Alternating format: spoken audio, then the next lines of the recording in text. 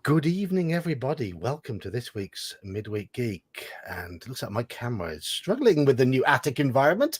I was out of focus for a moment there, but that might be a bit of a benefit. Hello, all. Hello, Slan, Halakar, Saxius. Welcome to tonight's stream. We have more people due to join us a little later, so we should have quite a fulsome panel tonight. And in chat, I can see there's GM Cody, there's Mr. Baker, the Slan's chatting away in chat, and there's Shadow and Sun with his nice new greenness. That was Daniel Kearney. Daniel Kearney donated some memberships the other night, and you were one of the ones who got one.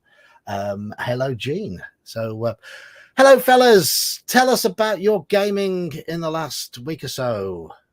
Who wants to go first? Well, sure. I can. I have been. So my Saturday second edition game did not go on. I was poorly that day.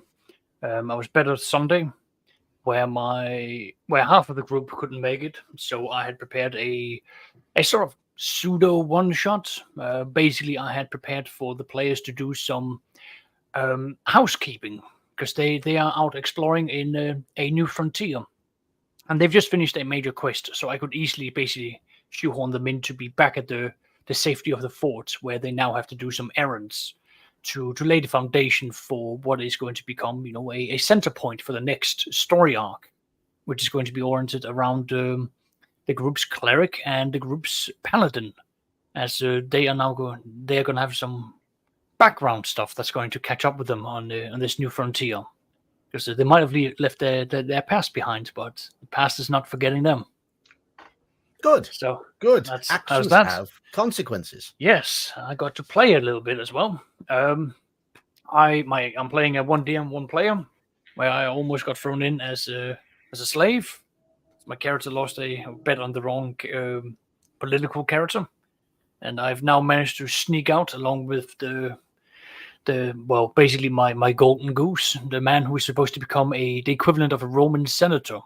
I'm bringing him straight to the capital, where I am going to be trying to present him to the Senate itself and create a deadlock, because his brother, the NPC brother, has taken over the family estate, and they are. I am hoping this involves you standing up and delivering a speech in Latin. Well, so while I can't do that, it will be a little bit lost. The DM is Russian, so I don't think his Latin is as versed as mine, which is non-existent. Don't know. So I am planning on doing that, but my plan is to basically gridlock the NPC brother to create some attention and make him do some mistakes that I can then expose to the rest of the Senate to do an easy swap. Because the NPC family I'm working for, supply a lot of the grain and food for the nation, and that's very important, especially now that the Senate has declared war on the elves. They need a lot of food to supply their army. Elves deserve it. Well, we've been switching backwards and forwards, and I played an elf 2 campaigns ago, and I have certainly made them bastards with the way I've been playing them. Anyway, I'm done. Cool. Well done. Slan, Halakar? Well, Saturday morning I played in Gene's OSC game on the Discord, where the party in that typical fashion players have literally unleashed a horde of skeletons on the countryside. Yes, I believe the words "oops" came to mind. Yes, oops. In fact, it was largely done by General Nutt, who didn't turn up for that session. Yeah. And then that was General Nutt's parting gift. Yeah. And Monday evening, I played in Elfbait's By the Sword campaign. I haven't caught up with the third one yet of that. I've watched the first 2, and that's something I do want to discuss in tonight's stream, because it is a low magic setting. Yeah. Halakar, is your game met recently? I came down with a nice case of the flu, good old influenza A, not just that little pansy stomach stuff. So no, we had to cancel this weekend. Oh, I did some research. Apparently, that is a variation of the avian flu. So my story is, I had a chicken. I tried to turn invisible. Things went sideways from there. But I don't know if anybody else would understand. So no, we actually have to postpone until I think the second weekend of March is when we're going to get together next. But it was a shame. that just gives me more time to come up with more fun things. Yep. Yeah. Well, my gaming, I played with Slan in Gene's game on Saturday. And yes, most of it was spent trying to get the hell away from a horde of skeletons. And I mean a horde. I mean, Daniel's playing a cleric. A 4th level cleric in OSE can destroy 2d6 skeletons per round. That would have been no good. We were being utterly overwhelmed. There were many more than that. And so we tried to get away. We watched them all depart into the countryside. Now we've emerged, and we've just seen roving bands of skeletons just sort of aimlessly wandering around that we've unleashed on this innocent land. A whoopsie daisy. Maybe you're just going to see more adventurers rise up. Yeah. Yeah, maybe. Anyway, we play, and another thing I want to mention on the stream tonight is the game we played on Saturday, which was live streamed. That was Bear running it, and myself and Iman were playing in that, along with several others, several names you might recognize in chat, such as Hungar, Cody, Malachi, and Max from Legion of Myth. And that game is going really nicely. We've got characters really sort of taking shape and lots of good interactions. And that too is a very grounded game. Low magic, and with a real sort of basis in European Middle Ages, chivalry, that sort of stuff. So it's going rather well. And then Monday was called off, but last night we played some Call of Cthulhu. And poor Iman. Poor Iman. His character dipped below the 50% sanity threshold on Monday.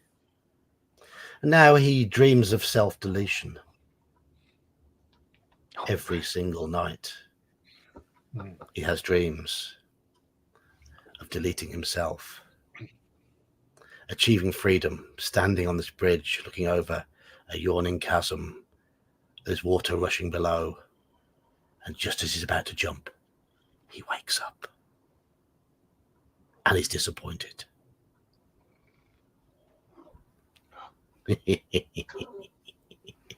Poor Iman. He has to play a depressed character now, until his character can get some serious treatment.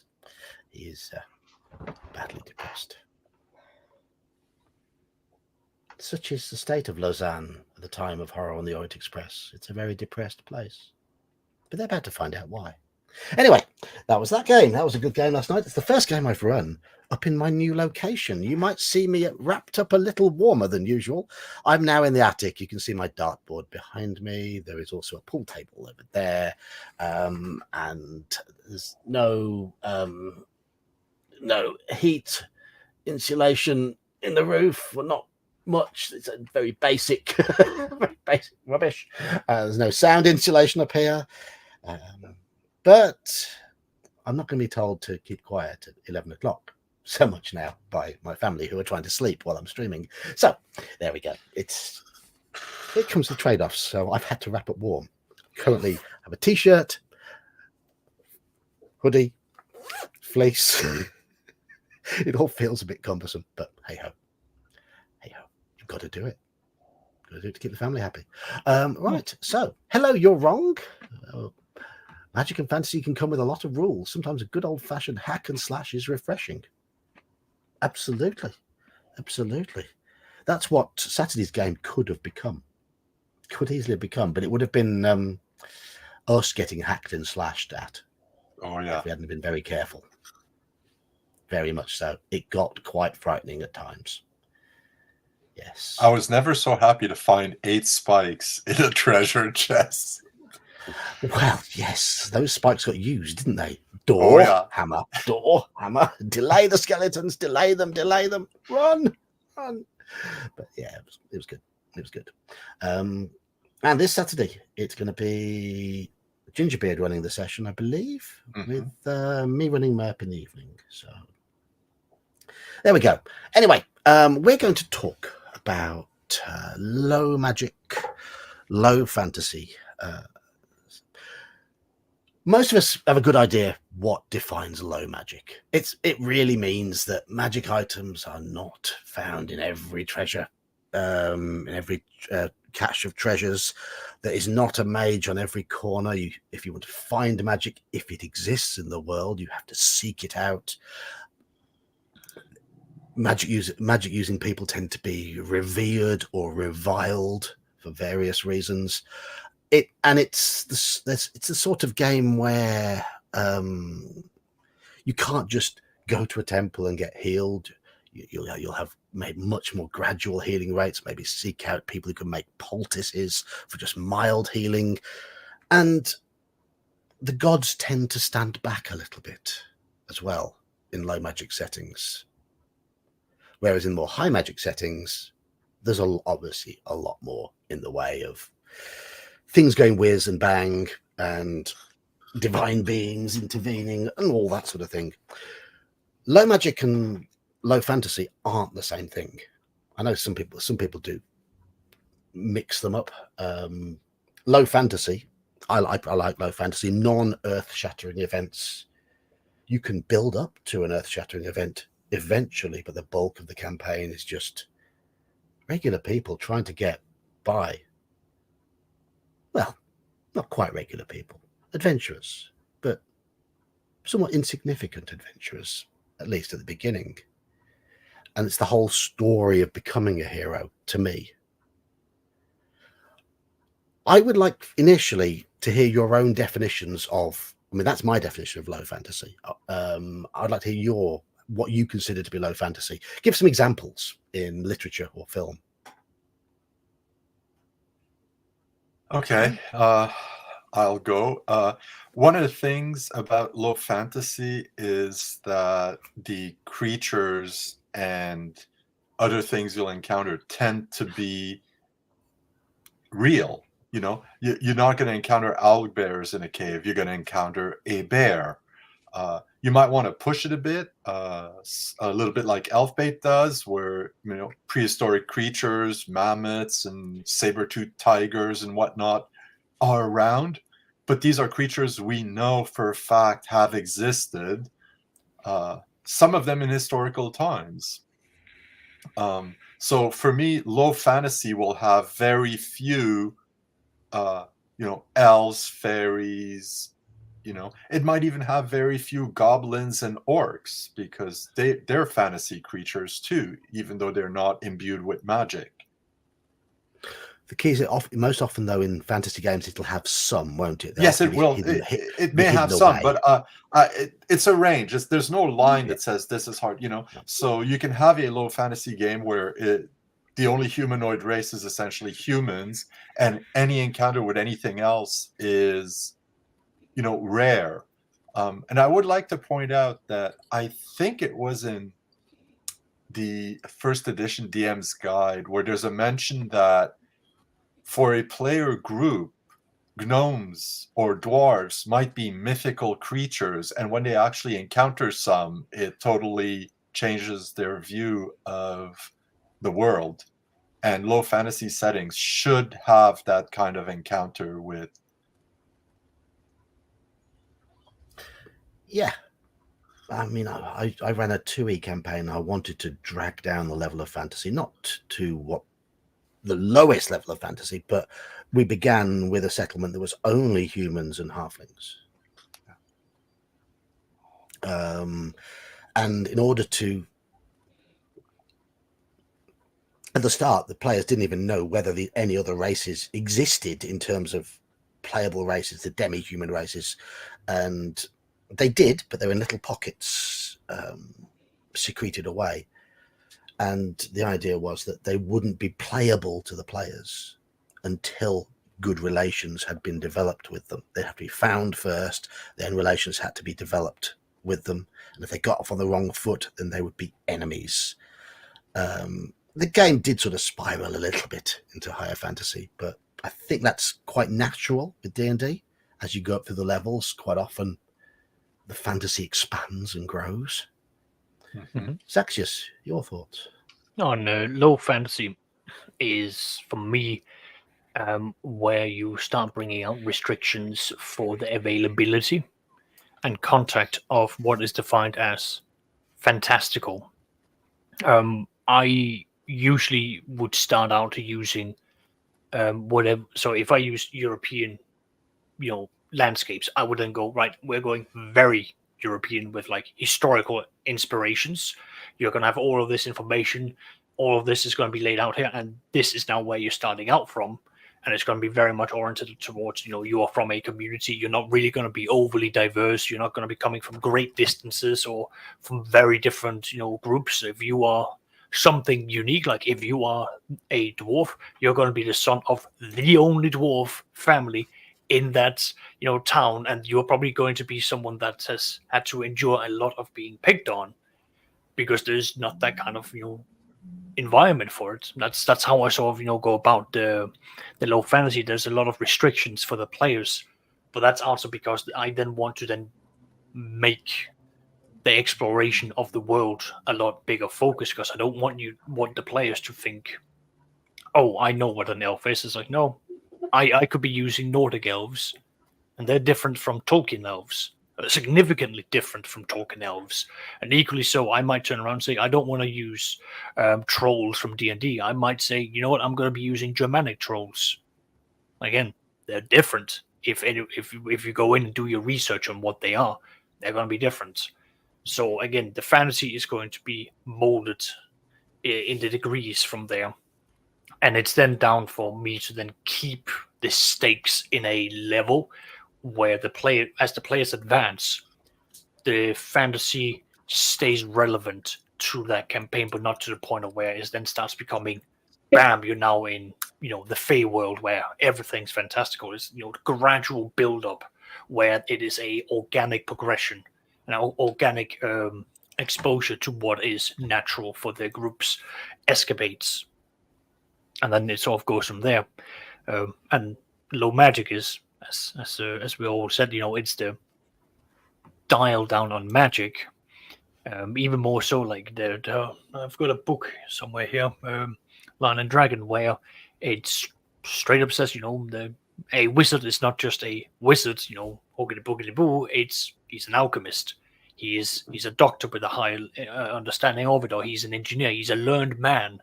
And then there's more to magic than just, knowing an arcane spell. There's actually a degree and an education that goes behind it, or understanding the stars for divination. So that's sort of my approach to it. Okay. Halakar, any thoughts?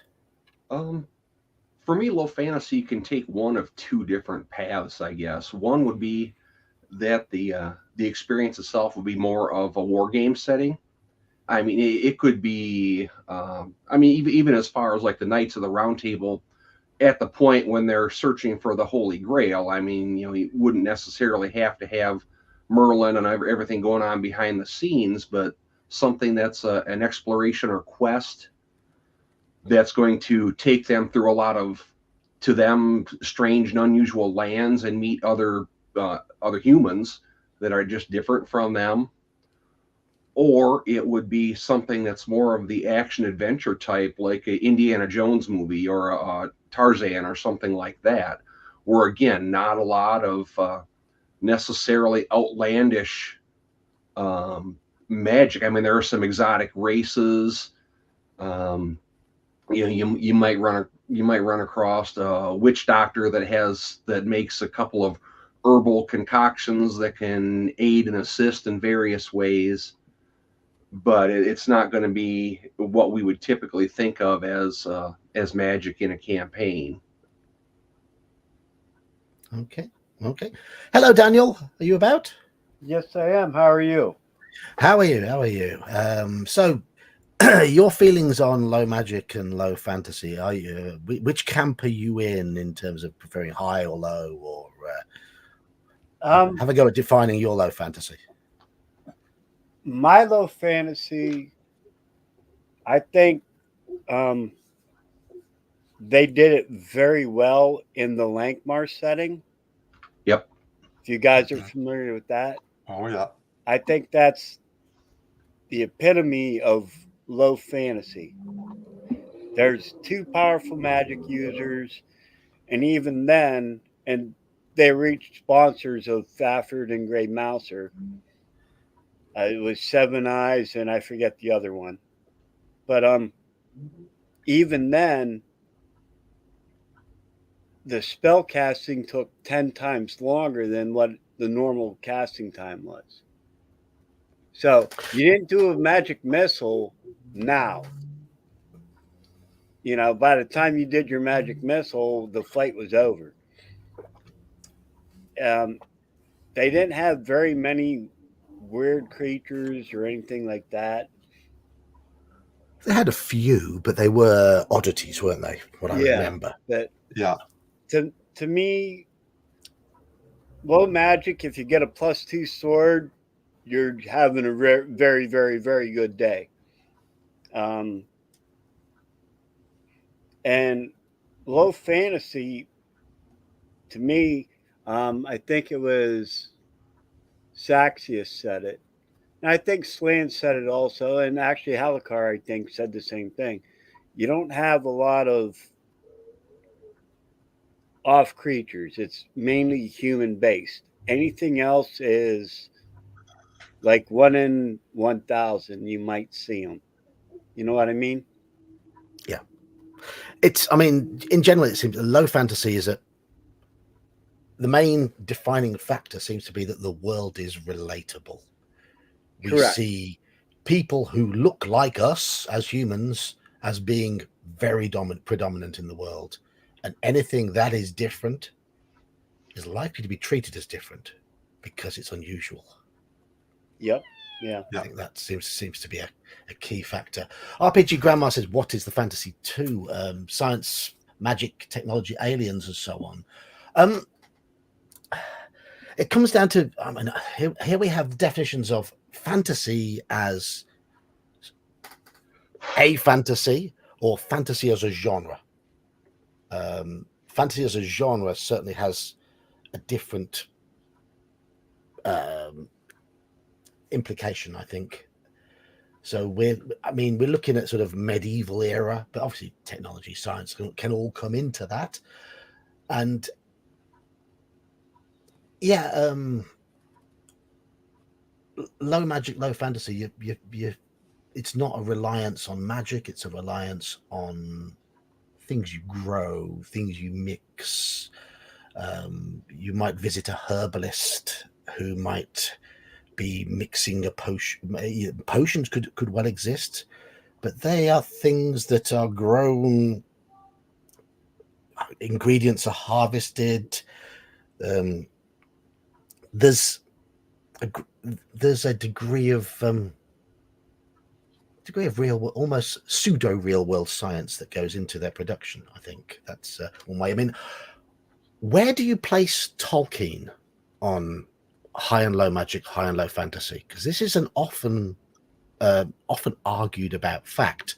I'm running MERP on a Saturday night, and so far the whole thing is pretty low fantasy, pretty low magic.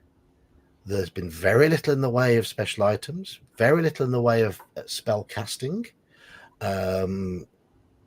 MERP as a game, your healing mostly comes from these herbs that are picked, are foraged in the wild, and the majority of the party's enemies so far have been human. So where do you place Tolkien in this? Or would you put him in the middle? I would put him straight into high fantasy and high magic. Agreed. You would? Yeah. Yes, I absolutely would. Like, the books, Gandalf casts magic left, right, and center. He does not hold back. It is not the movies. He spams his cantrips. He knows they go to sleep. He's casting Sanctuary, Circle of Protections. He's throwing, Wall of Force. It is all out there. Gandalf is A lot of it the is devil. implied, though, isn't it? A lot No. of it's implied. No, It he is. slings a walk across the camp when they're traveling from what's it called, the Elven City. Duralumin is right here. Do you mean Lord of the Rings Tolkien or Silmarillion Tolkien? No, I'm meaning Lord of the Rings. Right. Okay. He's that's so in Lord of the Rings it is significantly dialed back from the Silmarillion because that is way out there. But even Tolkien by Lord of the Rings, Gandalf was slinging things out left, right, and center. The same with Sauron and what Saruman was doing with building the Uruk-hais and the armies, the Palantirs that they were using to spy upon each other. Just look at the Haradrims, the Oliphants, the Shelob, the Army of the Dead. There are a number of things that are high fantasy within. I Lord won't of the say Rings. it's. I mean, where I disagree is that I don't think Tolkien is very high fantasy, because look at modern iterations of Dungeons and Dragons, 5th edition Dungeons and Dragons, Forgotten Realms, the melting pot of a world where it's seemingly almost anybody with any adventuring nous has the ability to do something that feels magical all the time at will. Yeah, you're looking at kind of a travesty there, though. I mean, that's Yeah, like I am. Yes, I'm bringing out an extreme example. A dragster is not going to be a fast car, Yeah. Well, I can understand that. Like, again, if we look at MERP, the role-playing game, you are not playing as the members of the Fellowship of the Ring. You are not the captain of the Gondorian army. You are not the captain of the Rangers of the Elven Forest. I don't know all the names, forgive me, but like, you are not these already high established epic characters. You are Billy Bob Bisons, who have come from the Lancashire, and he is out here to find his missing turnips. And while he has been doing that, them darn orcs have stolen his tobacco, and he's going to go out and tell them what. That's my impression of MERP. You are farmers, you are everyday folk who is just having to deal with the fact that there's a big, terrible guy. The Witch King of Angmar is doing his tiddlyfookings, and you just happen to be a bystander when, Angmar is trying to rise up again. So there's a difference, though. So I would still make the argument that Tolkien and his world is high fantasy and high magic, because look at all the magical items from the books that are being dished out and that are available to the characters. And look at the overarching story and the themes within, these stories. They are very much oriented towards a good versus evil. We will triumph over this, and it's very much backed by a lot of these, powerful forces. You could almost say that's my stance at the very least. Personally, though, I think Tolkien has a lot of relatability to it. Yeah, I think there's a lot going on in the world that makes it feel quite grounded. Have you ever actually read into Tolkien and his lifestyle and what he liked? I went to the same school as him, but not really. Okay, going to the same school and being in the same building does not equate the same as sharing the same room and air as him. No, of course it is. No. So my point is, he, as a person, he loved the idea of living. Look at the hobbits. That is his idealized lifestyle. Yes. That is what he loved. That's what's grounded about him. As an Englishman, you can definitely understand. That's me as a Dane. I can see the appeal of it, but that's the thing that most people enjoy. It's the idea of having a stylized life where there is comfort, but there's also there's a level of like. I'd love to live in a little rustic cottage in Worcestershire or Shropshire, somewhere like that. To be beautiful.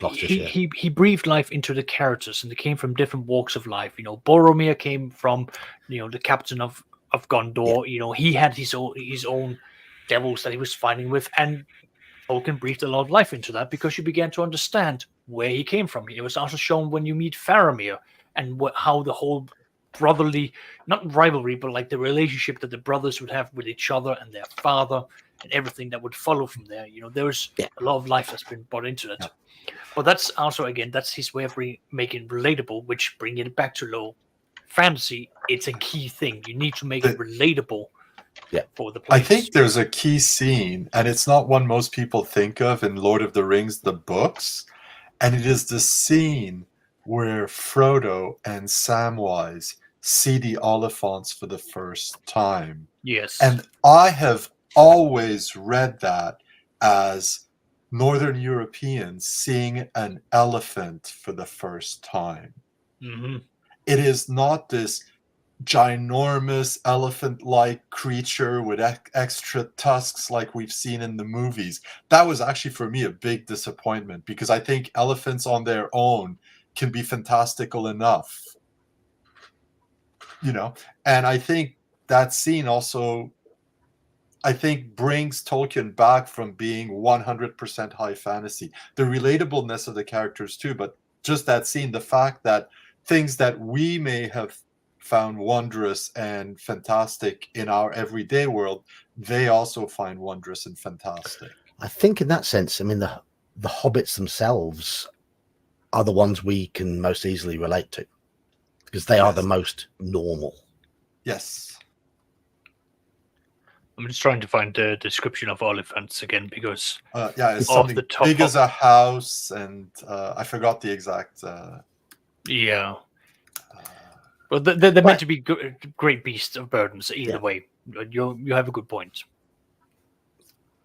Okay, so yes, people in chat, D&D has evolved into extreme high fantasy in That's all right. particularly in recent years, but that's been an ever-going process. I mean, I would argue that D&D in a nutshell has never been low magic, low fantasy, unless the DM has specifically taken steps to alter it, restrict things, and bring things down.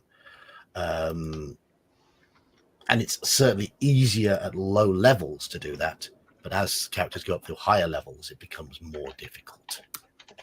There are certain expectations of higher level characters, which lend their weight towards higher magic, higher fantasy situations. Right. So what are the main benefits of a low fantasy game? Well, when you start with a low fantasy game, because you have already, it's sort of like preambled with, there's going to be very little magic. It means magic is special. Yeah. So off the bat, if let's say you turn around and say, fine, we're playing, let's take with D&D. Let's take first edition D&D. Just take, most of us are familiar with that here. Yeah. If you just say, right, we're just going to roll the characters, and we're going to up the requirements of a wizard. Suddenly, a wizard is actually, rather than having 9 intelligence, you put it up to, let's say, 13. Well, now that wizard is actually a lot more special, because 13 on the bell curve, not exactly the most common of stat you're going to get, but still doable. So he's now suddenly important. He's got a stat that's important, and he is. You might even be able to turn around and say things such as, or at least what I did, which was, there are no more wizards in this entire village. Out of the, let's say, 3,000 people that live in this village, you are the only one that has been able to figure out how to read and write this thing. And you now have to come from a background of such. Now that character has an important thing, and he's going to be a lot more involved. So that gives you a way for the player to be bought into the game, and equally so, you can find a way for everyone to do that. Similarly, so if you apply in low fantasy, there are again easier ways where you can bring in a sort of medieval feel of you're all coming from different various backgrounds, but you might all congregate around the tavern, because nothing destroys the barriers of social classes than alcohol, because we all want to get drunk. So. I mean, I know people push back against the tavern as being a starting point, So, But as a Brit, I still remember life, even when I turned 18 in the late 80s, early 90s. The pub was where you met your friends. There wasn't the internet. Phone calls were still quite expensive. There were no mobile phones. You would arrange to meet your mates at the pub on a Friday night, Saturday night, or whatever, at 7 o'clock or whatever, and you'd all drink together, lose your inhibitions together, and just talk nonsense for 4 or 5 hours, however long. But that was the bonding, and that was where we shared our stories of the week, our ups and downs, and that's how we kept our friends. And something I've noticed since the pub has less become a focal point of my general life, is struggling to keep in touch with those people who I would meet through the pub. I think it's having that central glue is important, and I like that transferred into a D&D game. And people complain about the adventures starting in pubs. No, it's a perfect place. It's a perfect place to start the vast majority of adventures. That's where stories are told. That's where people come together. That's where you find out about the latest news. That's where the gossiping happens. That's where the rumors spread. It's a good place to start. well, yes. So just working it based on that. Because again, like you said, it is the place where you are going to be having the gossip. So it's a social thing, not just for, again, for you and your friends, but it's literally people come there. Husbands, wives, the whole 9 yards. They're all going to be there. There's going to be dice gambling. There's going to be activities, and if there's a festive going on, again, there's going to be things people are going to be doing. And surprise, surprise, if you live in a small town, you get bored. Yeah. You need somewhere to go. It's so much better for you to have a centralized place like the tavern than having the young kids going off into the woods going, "Ooh, let's go and hit each other with sticks. Oh no, wolves! Shit!" And then, now you've got to send out search parties, and now they get attacked by goblins. It is safer just for the people to drink. Can't believe I'm promoting this, but in Fantasyland, make your peasants drink. It's so much better for the economy. It's so much better for your fiefdom. They're much more tractable that way. And it's better for their health. Exactly. Than water that may or may not be contaminated. Pish posh. You'll get an iron stomach. Oh yeah, ancient Egypt, you couldn't drink the water. You had to drink beer. Yeah. It made all your little aches and pains go away. The slaves slept well at night, and they worked hard the next day till they were crushed by big blocks of rock. Yeah. Absolutely. Like right now, like just the ideas we're having rolling here, that's just all based on us just going like, okay, there's no magic, there's none of this. Like, what would life be like? Right there, that's a great buy-in for a team, for a group of players. Like, okay, what are we going to do? And you can turn this around and go like, okay, well, use the proficiencies and turn around and go like, well, what do you do for a living? Oh, I'm a cobbler. Oh, great. So you work on all the shoes. So you come from this family trade. And like, you then turn around. It's like, well, which family do you come from? It's like, well, I think I'll just be a farmer. It's like, great. Everyone needs a farmer. You've got a little plot of land. You produce food. You make money from this. So on and so on. Now it's not just, oh, I am Sir Wilkinson Byron the Third of blah blah blah. But it's now there's a lot more investment, and it becomes about the players and the community that they're originating from. So that's my take on it. That's how I would sort of roll it out and get the players to buy into it. I mean, I get the impression, Halakar, that certainly your game has begun quite low fantasy, low magic, where all your players have started up as level 0. They're brought together as friends in a town, reluctant heroes. And there is some magic. I mean, there's the mayor is a 3rd level magic user. The head of the local church, which is I'm drawing a blank on the goddess now, but the Greyhawk goddess of rivers and lakes is a 2nd level cleric. The innkeeper is a retired third-level thief, and there's a couple first and second level fighters that actually the thief, the ranger, and the fighter, who was the blacksmith, all had adventured together in the past, and they came back because two of them had women they had planned on marrying in this town. Well, that was part of what brought those three families to the town. I did somewhat of a history on the whole village itself. So there's a trinket here and there, like one of them has a magic dagger, and there's a +1 longsword in town, but it's not like, man, if you read through some of the Forgotten Realms books, when they detail a town, every other person you look at is a 10th level something or another with 3 wall lockers full of magical gear. Yeah, everything is quite low level. It's quite grounded. A lot of you've put a lot of effort into those small details that make the town feel authentic. And I think that's key for a generally sort of low-powered, low magic, low fantasy style, at least a beginning of a campaign. Yeah, and the mayor walks around. His memorized spells are like the dry and mend cantrips and light. Nothing offensive. And almost nothing defensive, really. Not comprehend languages, but yeah, I can't even think. Read languages. It's what it might have been from the spell compendium that I got it, but there's a low level. It's not as powerful as tongues, but it lets him. So if a trader comes in with something in one of the caravans, with a logbook or whatever, he can read it to make sure that they've paid all their tolls along the way. He doesn't need to report them to the overseer for violating the rules of the road, kind of deal. Halakar, don't tell me that there's an actual spell that's just a mental calculator. No. It's just so that he can read the entries in the book. I was just like, this is amazing. I am finding this.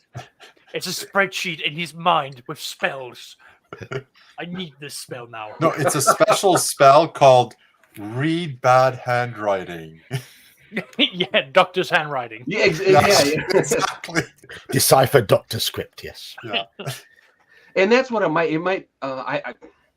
It's nothing super powerful. It's just an arcane version of the read script that a thief would have at higher levels.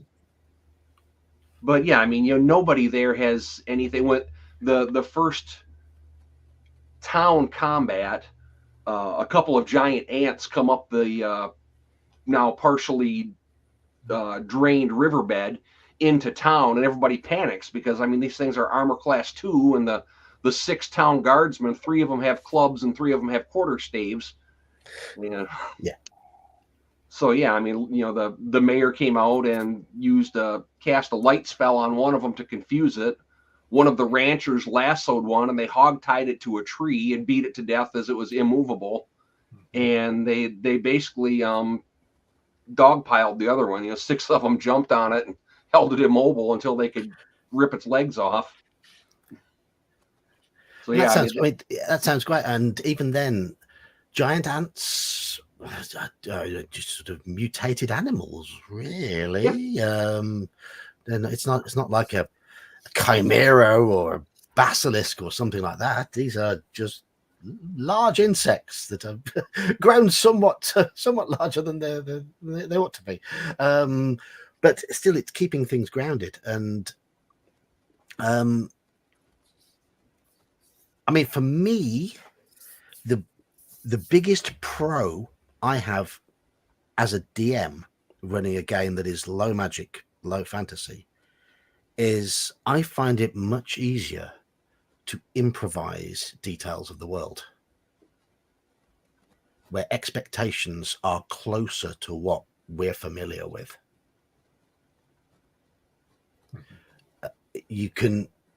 I find it very difficult to picture in my mind and improvise a large city with great magical academies and laboratories churning out magical gubbins and what have you, and every other NPC is 8th level, 10th level, X hero, whatever. I find it much easier to picture in my mind a little village where maybe only 2 or 3 in the village, like your guardsmen. Then one of them might be lucky enough to have a leather jerkin for armor. They pick up sticks to use as clubs. One of them might just have a spear that his dad passed to him because his dad was in the town militia once. The 2 spears in town are mounted to the wall in the council chambers behind a unusable shield. So one of the players decided when that happened, he was going to try to get one of those spears off the wall. And it took him, by the time he got one of those spears off and made it back, the fight was over. But he knew that there actually were 2 weapons available in town. But now he's got a spear. But it gets players into a position where, I mean, it at least postpones that arms race that happens in a lot of fantasy games. Yeah. Players remain grateful for small things they find. And I think it allows players to come up with more creative solutions to problems when they haven't just got something powerful to fall back on. And so players can improvise, in my opinion, a lot better as well. And certainly in a setting where characters are low powered, low magic, not too many special abilities, you get players thinking more about their characters, what their characters' defining traits are, which is what I'm going to bring up now. Elfbait's game, where we've got Slan, your character, who is addicted to gambling. Yes. So the reason for this was he has a 7 wisdom, so he's very low wisdom, and I wanted to do, it's easy when you say I have a low wisdom, let's just make him do stupid things, all like act in foolish ways all the time. But there's other ways to have low wisdom and having some sort of addiction of some sort, but that's not to a physical substance, so it could be, I chose gambling, but it could have been, people who are prone to go towards dangerous situations. They're not necessarily suicidal, but they take unnecessary risks. That's a type of addiction that actually exists in the real world. That could be considered low wisdom too. But I felt gambling could be the more interesting. The fact he's a thief kind of goes well with that. And I really leaned into it in the first session, and I still do some of it, but it's established that that's what he has, and that whenever he's in a group of people, he will pull out the dice or try to play some other game of chance with whoever's around him. And say, I mean, my point here is that it is a very low magic setting, and with a limited range of choices in terms of character types, a limited range of races and classes, and a very sort of grounded feel to the world, you've almost certainly been prompted into thinking this sort of thing as a way of differentiating that character, a way of bringing life to that character, making that character feel different. And I think this sort of thing helps. This sort of thing really helps. Yeah. I think part of it too is that if there's a lot of magic and you're the magic user, then you're the guy who uses magic. And yes, you don't need to go much further unless you could, but a lot of people stop there. No, I think all the players in Elfbait's game have come up with interesting characters that are all very distinct. Brian, for example, his character's very boorish, very sort of he's loud, he imposes his will, he comes across as quite confident, ready for a fight, and he's pushing that sort of character, whereas you sort of you tend to lurk a little bit more and gamble on things all the time. And I bet a copper he's going to say this. It's that sort of thing. It's become his within just a couple of sessions. It become his trademark. I'll wager a copper. So, and I think having that sort of setup for a game really helps the players in terms of coming up with little ideas about characters like this. Mm-hmm. I certainly see it more in games that have lower fantasy expectations, lower magic, and a more focused choice of classes and races. Yeah. Any input from anyone else around the table? Well, I thought I'd mention one advantage of a low magic setting in, at least for D&D in purely mechanical game mechanics terms, is that there's this problem of how powerful magic users and clerics can become at high levels when they have a whole bunch of very powerful spells at their disposals, and the fighter can go up, but unless you give him magic, he becomes a lot less powerful. You know, a 10th level fighter with no magic items whatsoever. He's just got, you know, his chainmail or his plate mail. He's got his sword. None of it is magical. He's a lot less powerful than a 10th level magic user in many ways. Yeah, his board still only does 1 to 8 versus small and medium creatures. Yeah, exactly. But that's always been a problem with D&D, and they've tried to resolve it with things like the percentile strength, which gave these insane bonuses. If you had, you know, if you had an 18, whatever, you could get up to like +2, +3 to hit, and +6 damage, or some insane stuff like that. And I think it was a way to sort of like, and because it's reserved only for fighters, it clearly is a way for fighters to be able to keep up a bit with magic users. If you have a low setting, you don't have that worry anymore of, you know, how powerful can my fighters become. But look at what the fighters can do, which is their multiple attacks. Yes. And if you start bringing in things like the specialization abilities, which again we're not looking at any magical abilities, you're gonna have that in now, allowing them to do. But I think all of those things were brought in to help the fighters classes keep up with the magic using classes. Yeah, I think that was the justification for the specialization and double specialization. If I remember some of the talk in Dragon Magazine around the time that Unearthed Arcana came out. Yeah. Maybe second edition, so that was already baked in.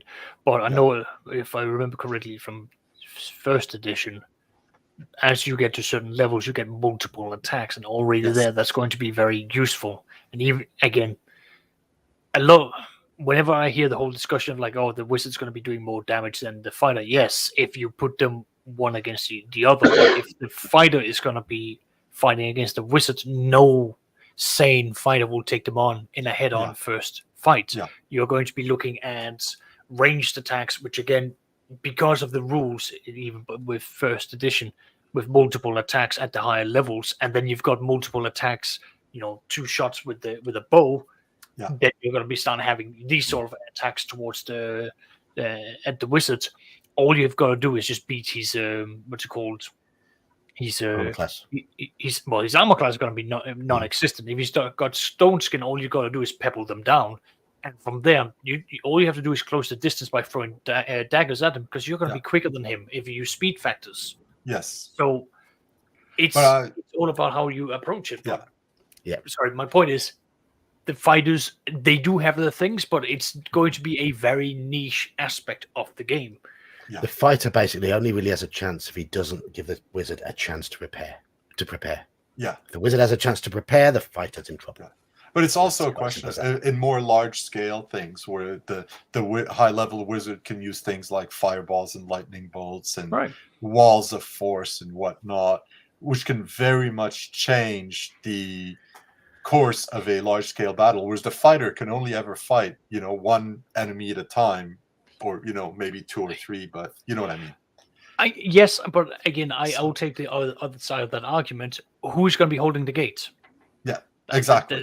So I'm not saying fighters are useless. I love fighters. You know. No, like I know. I want to bring out the counterpoints. Like even in a low fantasy point, like the fighters are going to be a very crucial thing, because even So at the very beginning, the fighters are going to be super crucial. They're in the front, they're fighting everything over, and the natural progression is that they go from being an offensive character to a more defensive character, because at that point, any competent group is going to look at the spellcasters as artillery, and you want to protect your artillery to basically devastate the enemy.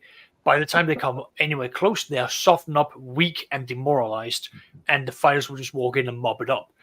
But that's where you look at the teamwork, and that's where the good cooperation is going to be coming together. Because a wizard is only going to be casting a maximum 4 fireballs, or if he's not that high level, if he's only level 8, he's going to be 2, 3. 2.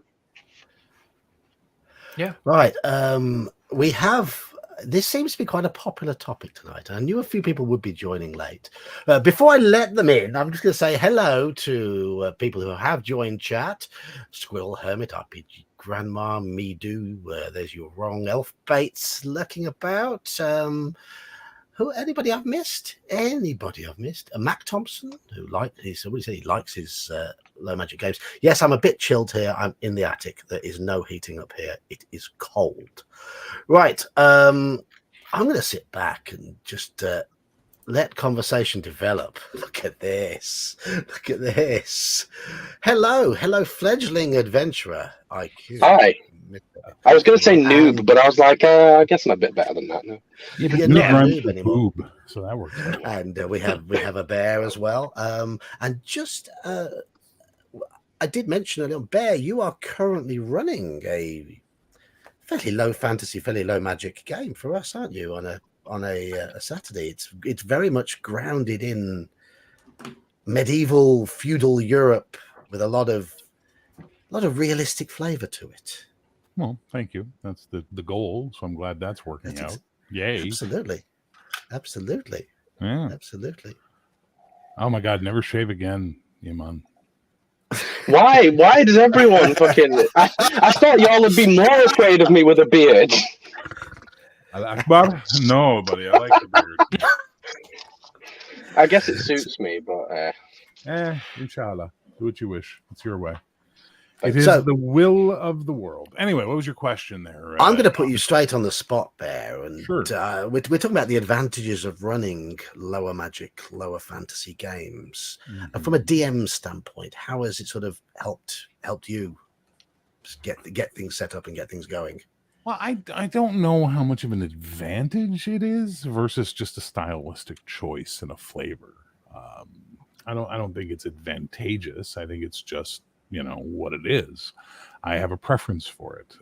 I don't like high magic. I don't want to be playing Hogwarts. I don't like the principles of Glantry, principalities of Glantry. I don't like magic streetlights and ye old magic shop and all that kind of stuff. I find that just so just go play sci-fi. You know what I mean? Go like it's like people go, I'm really into Star Wars. Just go play fantasy. It's the same damn thing at the end of the day, right? But that's me. I'm like that. I prefer a lower, grittier fantasy. I like stuff where magic doesn't always solve everything. I don't like ubiquitous magic. I like magic to be special. Probably ties into my love of Arthurian legend and Celtic myth and Viking stuff, where the magic meant something, and when it happened, it was like, ooh. I think a wizard on every corner is vulgar. And I think if you're going to go that way, you might as well continue all the way down the road and have ye old cleric of the teeth set up a shop where he does dentistry for people with, cure light wound spells and, Yes. takes money for it. Because otherwise, look,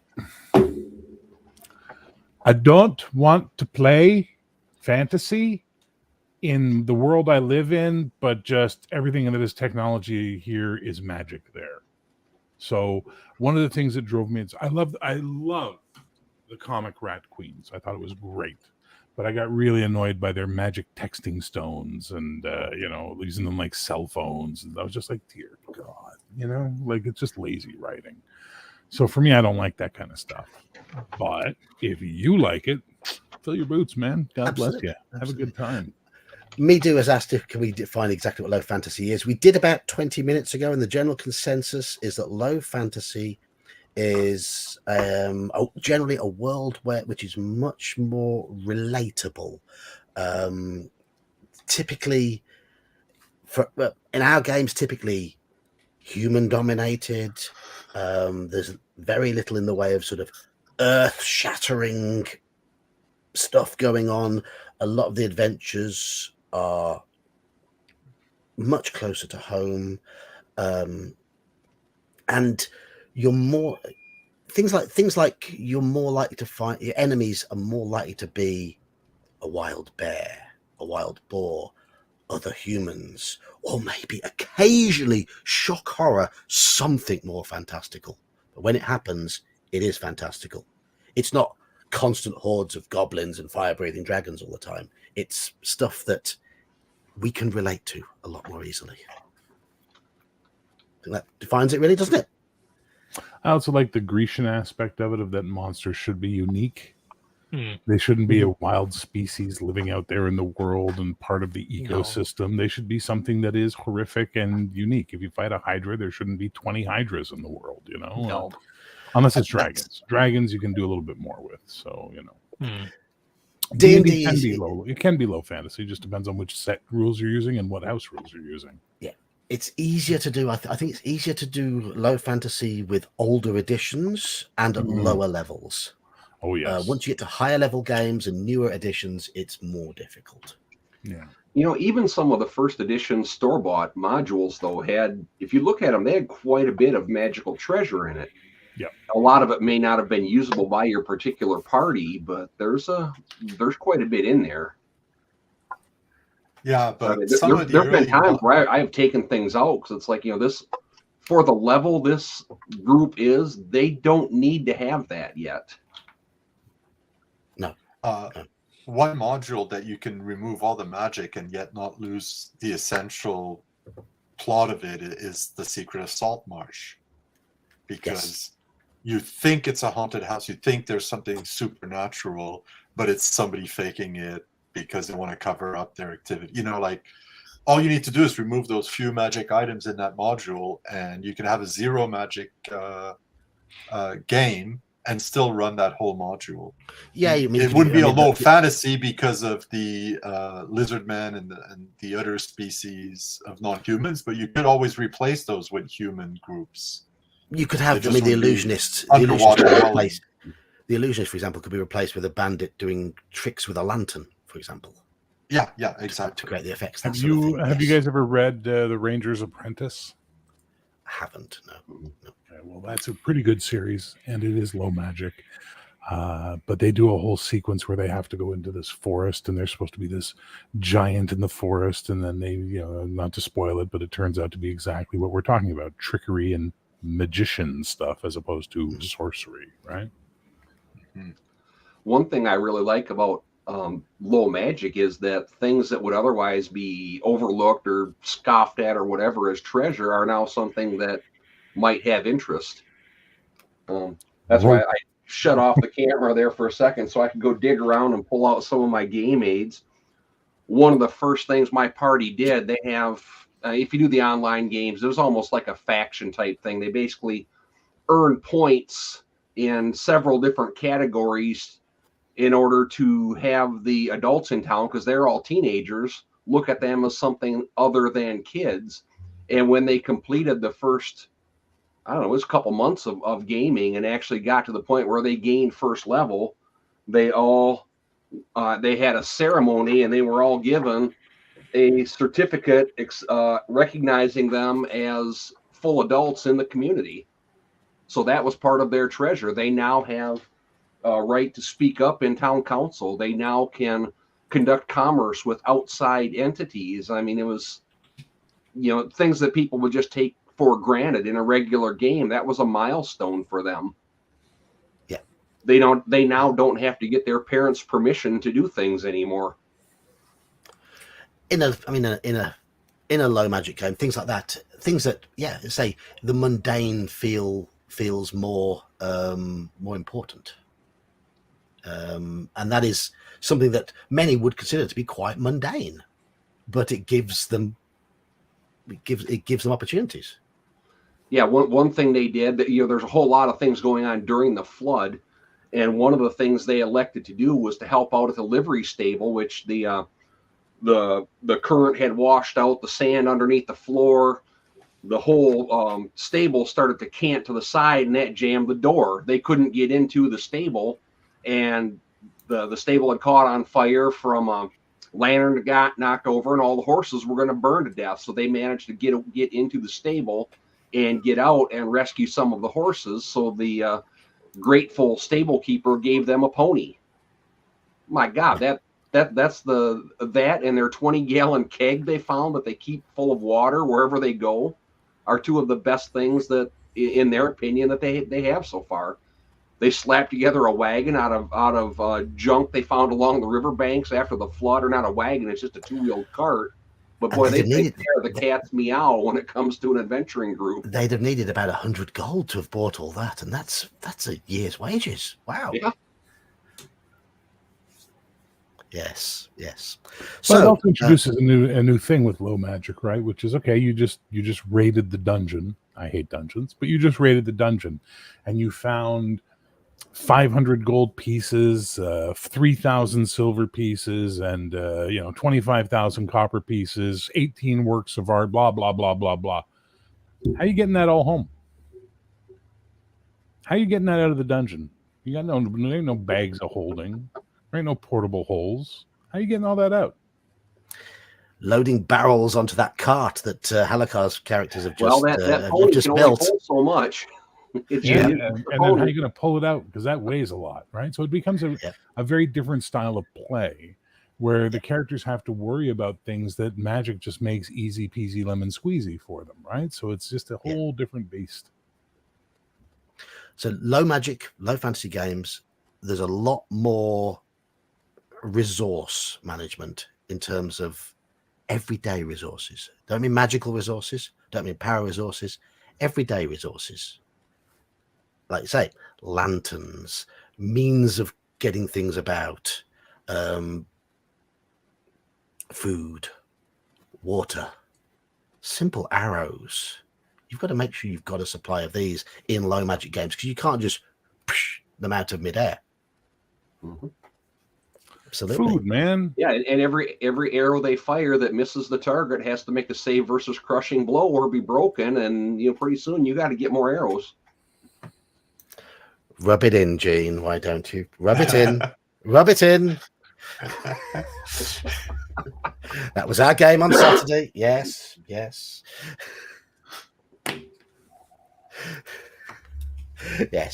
So, Slan, I've been in the two sessions of Elfbait's games I've watched so far. Is it fair to say there's only been one non-human opponent, and that was a woolly mammoth that you as a group chose to fight? Well, we were on a barge in the first session, and we were being attacked from the shore, and there was one of the group attacking us was riding a mammoth, and they launched into the river that the barge was floating on. And before it reached us, Vargar managed to shoot an arrow and kill the rider. And at this point, the mammoth, who wasn't being spurred on by his rider, decided, well, I don't have anything against the barge, and I'm just going to go back to shore like a sensible mammoth would. But yeah, so far that was the only non-human opponent we've had in the sessions that you've watched. So yes, I haven't watched the third one just yet. Don't spoil that one for me. I'm not saying anything.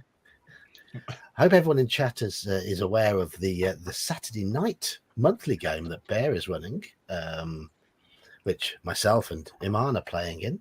Anybody else in chat playing in it? I did see Cody in here earlier. Speaking of low magic, 3 words that'll trigger Bear: cloud of slumber. No, it's not that. It's just like, holy crap, was it his go-to spell for everything? Yeah. I was like, okay, come on. First one, he did thunderclaps and he did fog clouds. I was like, this is interesting. And then it was like, cloud of slumber, cloud of slumber, cloud of slumber. Oh, man. But it was okay. I mean, it worked. with Cody's character there, it felt low magic in the first session. Yeah. But the second session, because I don't know the magic rules in Palladium. So I'm not playing a magic character. It was nice and simple. But Yeah, me neither. Cody is the only character in the party capable of doing anything magical, as far as I know. The rest of the party, myself and Iman, are knights. We have an archer. We have a Friar Tuck monk, and I don't know what class Malachi's character is. Is he just a warrior of some sort? Malachi is a knight, I believe. Is he a knight as well? I believe so. I'm trying to remember off the top of my head. I think so. He's portraying the knight very differently to the way myself and Iman are portraying. He might be a soldier. I can't remember what he did in the end. Okay. Well, he was a prisoner originally, wasn't he? And we had to free him. Well, he was okay. So he's an Estradi Templar who turned against his order. And you've met the Estradi Templars, and you've seen what lovely, wonderful, easygoing fellows they are. So clearly, someone who says this is bullshit, they're going to be, you know what, Steve, you made some valid points. Why don't you bring it up at the next meeting? And could you bring some brownies? No, they were going to crucify him. End of that story. You know what I mean? But the whole aura of the game is one of low magic. Cody's character feels very much like an exception.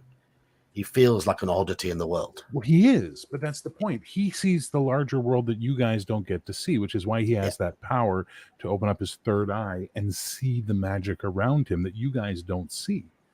Right? That's the point of his character. One of the things I love to do when telling a story like this or running a game like this or writing a comic like this is to start you off as close to normalcy as I can, and then let you as the characters slowly go into this larger, wider, greater world of hidden secrets that you don't normally deal with, but suddenly you're having to deal with. And as a result of that, now you're having to cope with it. Well, Cody is your guide to this larger world. Hey, Eli. Hello. How's it going?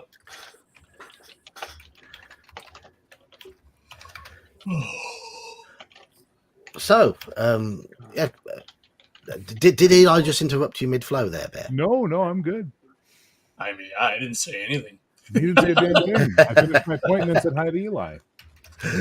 There is one person I wish was playing in this game, and it's Sax. And the reason why is because I have an entire culture just perfect for Sax that I wish he was playing in one of my games because he would bring that culture to life for me. Sorry. Red Dawn says here, I guess no one here plays D&D and moved on to other fantasy games. Well, yeah, I think we all have. I think most of us started with D&D and have moved on to other things. Some of us have gone back to D&D or still go back to D&D from time to time. But I think we've dipped our toes in a variety of things. At least most of us, I believe, have. I mean, I'm currently running 3 D&D games a month, but 2 weekly and 1 monthly D&D games. Yeah, I'm in 3 different D&D games of each one a different edition right now. Yeah. I'm currently running no D&D, but D&D is like that side chick that I every now and then I do a booty call with. It just happens. I've never been. And then like that relationship, eventually I remember why it's toxic and we don't get along, and I move back out. You know, I'm currently running OSE. I'm currently running OSE in Call of Cthulhu and playing in OSE, Palladium Fantasy, and I'm running MERP as well with Lurth. So yeah, a nice variety. So Eli, one of the reasons I've got this topic is it's due to yourself and Bear's currently streamed games. I haven't caught the 3rd episode yet. Slan hasn't given me any spoilers as to what's happened yet, but it's fair to say that you're running. It's OSE, which for those who don't know is Moldvay basic D&D, just organized very neatly, but you've stripped out pretty much all the magic. And you're running it. It feels like a very low fantasy, very low magic, very gritty, very sort of. Just tell us about your game. I mean, so it's OSE, and hopefully I'm coming across okay with my desk mic and not my headphones. It's heavily seasoned with the genre rules for the AD&D Conan modules. which, whether or not you like those modules or not, they had some great rules for making D&D play like the Conan world. So I pulled out all of the blatantly magic casty classes and replaced them with a wider variety of fighting type classes. But also I have the mage, which is an OSE alternate class, which is a low magic wizard. All the magic stuff he can do comes down to thief skill style percentage rolls, except for he can do he can heal 1 hit point per level per day. Which, I mean, in OSC is actually not a bad amount of hit points to be able to heal, regardless, because once he gets to 3rd level, 3. But he can also flavor that. You can flavor that as binding wounds because it is quite. It's or even low magic healing for that matter. It's just not or herbalism or whatever. We're gonna go get some freaking king foil or whatever. King's fur. But no, and that class is also good for every flavor of Conan style low level magic-y person, whether it's an acolyte or a cultist or some sort of hedge wizard or a shaman. They all fit into that because he can still cast magic. He just has to cast it from prepared scrolls, which he has the ability to prepare, and you can flavor that as charms or totems or whatever your culture is. It's very fits that the style of like Mako from the Conan the Barbarian movie. That character was very much what the mage class. So now that said, there is magic in my world, but it's just out there in rare but powerful doses, and usually it's not healthy for you, even the people who wield it. So there are actual wizards in the world. They just haven't appeared yet. I bet you magic doesn't really exist. What was that? I bet you magic doesn't really exist. In a bit of silver. It's a red herring. Yeah. But no. So far, it's been men. Men are the hazards they've had to deal with. And the mammoth beings, and there are more fantastical things out there. I think low fantasy is kind of hard to define. This is definitely not it's a rare magic setting. I wouldn't say it's a low magic setting because there's potentially world-breaking magic in it, just like there is in Conan and stuff like that. I mean, low magic can have pockets of magic. It's just not on every street corner like the. Oh no, it's they haven't run into anybody who has magic. The closest they've come is Igor had some creepy red-robed cultist or pilgrim or something at the gates of the city brush their hand against his hand and whisper, "A dead god sleeps in your land," or something to that. A god sleeps in your land, and that was it. Then that could just be some lunatic hopped up on Lotus. So hopped up on the goofballs. Exactly. Just going to come back to D&D has 50 years of evolution of the game. 50 years of evolution. Not all evolution is good. Not all evolution is bad. And not everybody likes every bit of the way things have evolved along the way. 5th edition has become very popular, partly because of the culture at the moment, in that nerd culture is popular, and 5th edition is very accessible. We've got online, you've got YouTube with all the live plays and what have you. I think most of us here, I think a lot of us here have wrestled with 5th edition somewhat. Yeah. Burn it with fire. I put it in a mission lock and let my bitch. I know Saxius currently still runs it. I currently still play in a 5th. I still play in a 5th edition variant game. I don't run 5th edition anymore. I don't run 5th edition anymore. I know Eli has tried to run a lot of 5th edition recently, and we've talked about your issues that you've had with it in terms of working with it as a system. And I just think in general, we tend to like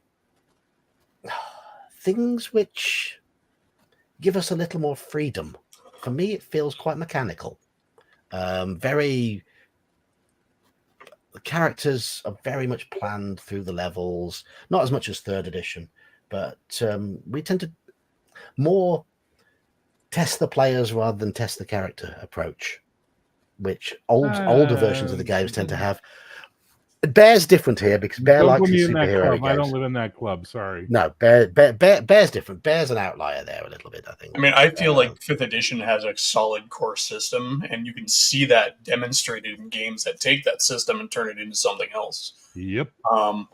If you pull back on the other window dressing around the core system, it's still good.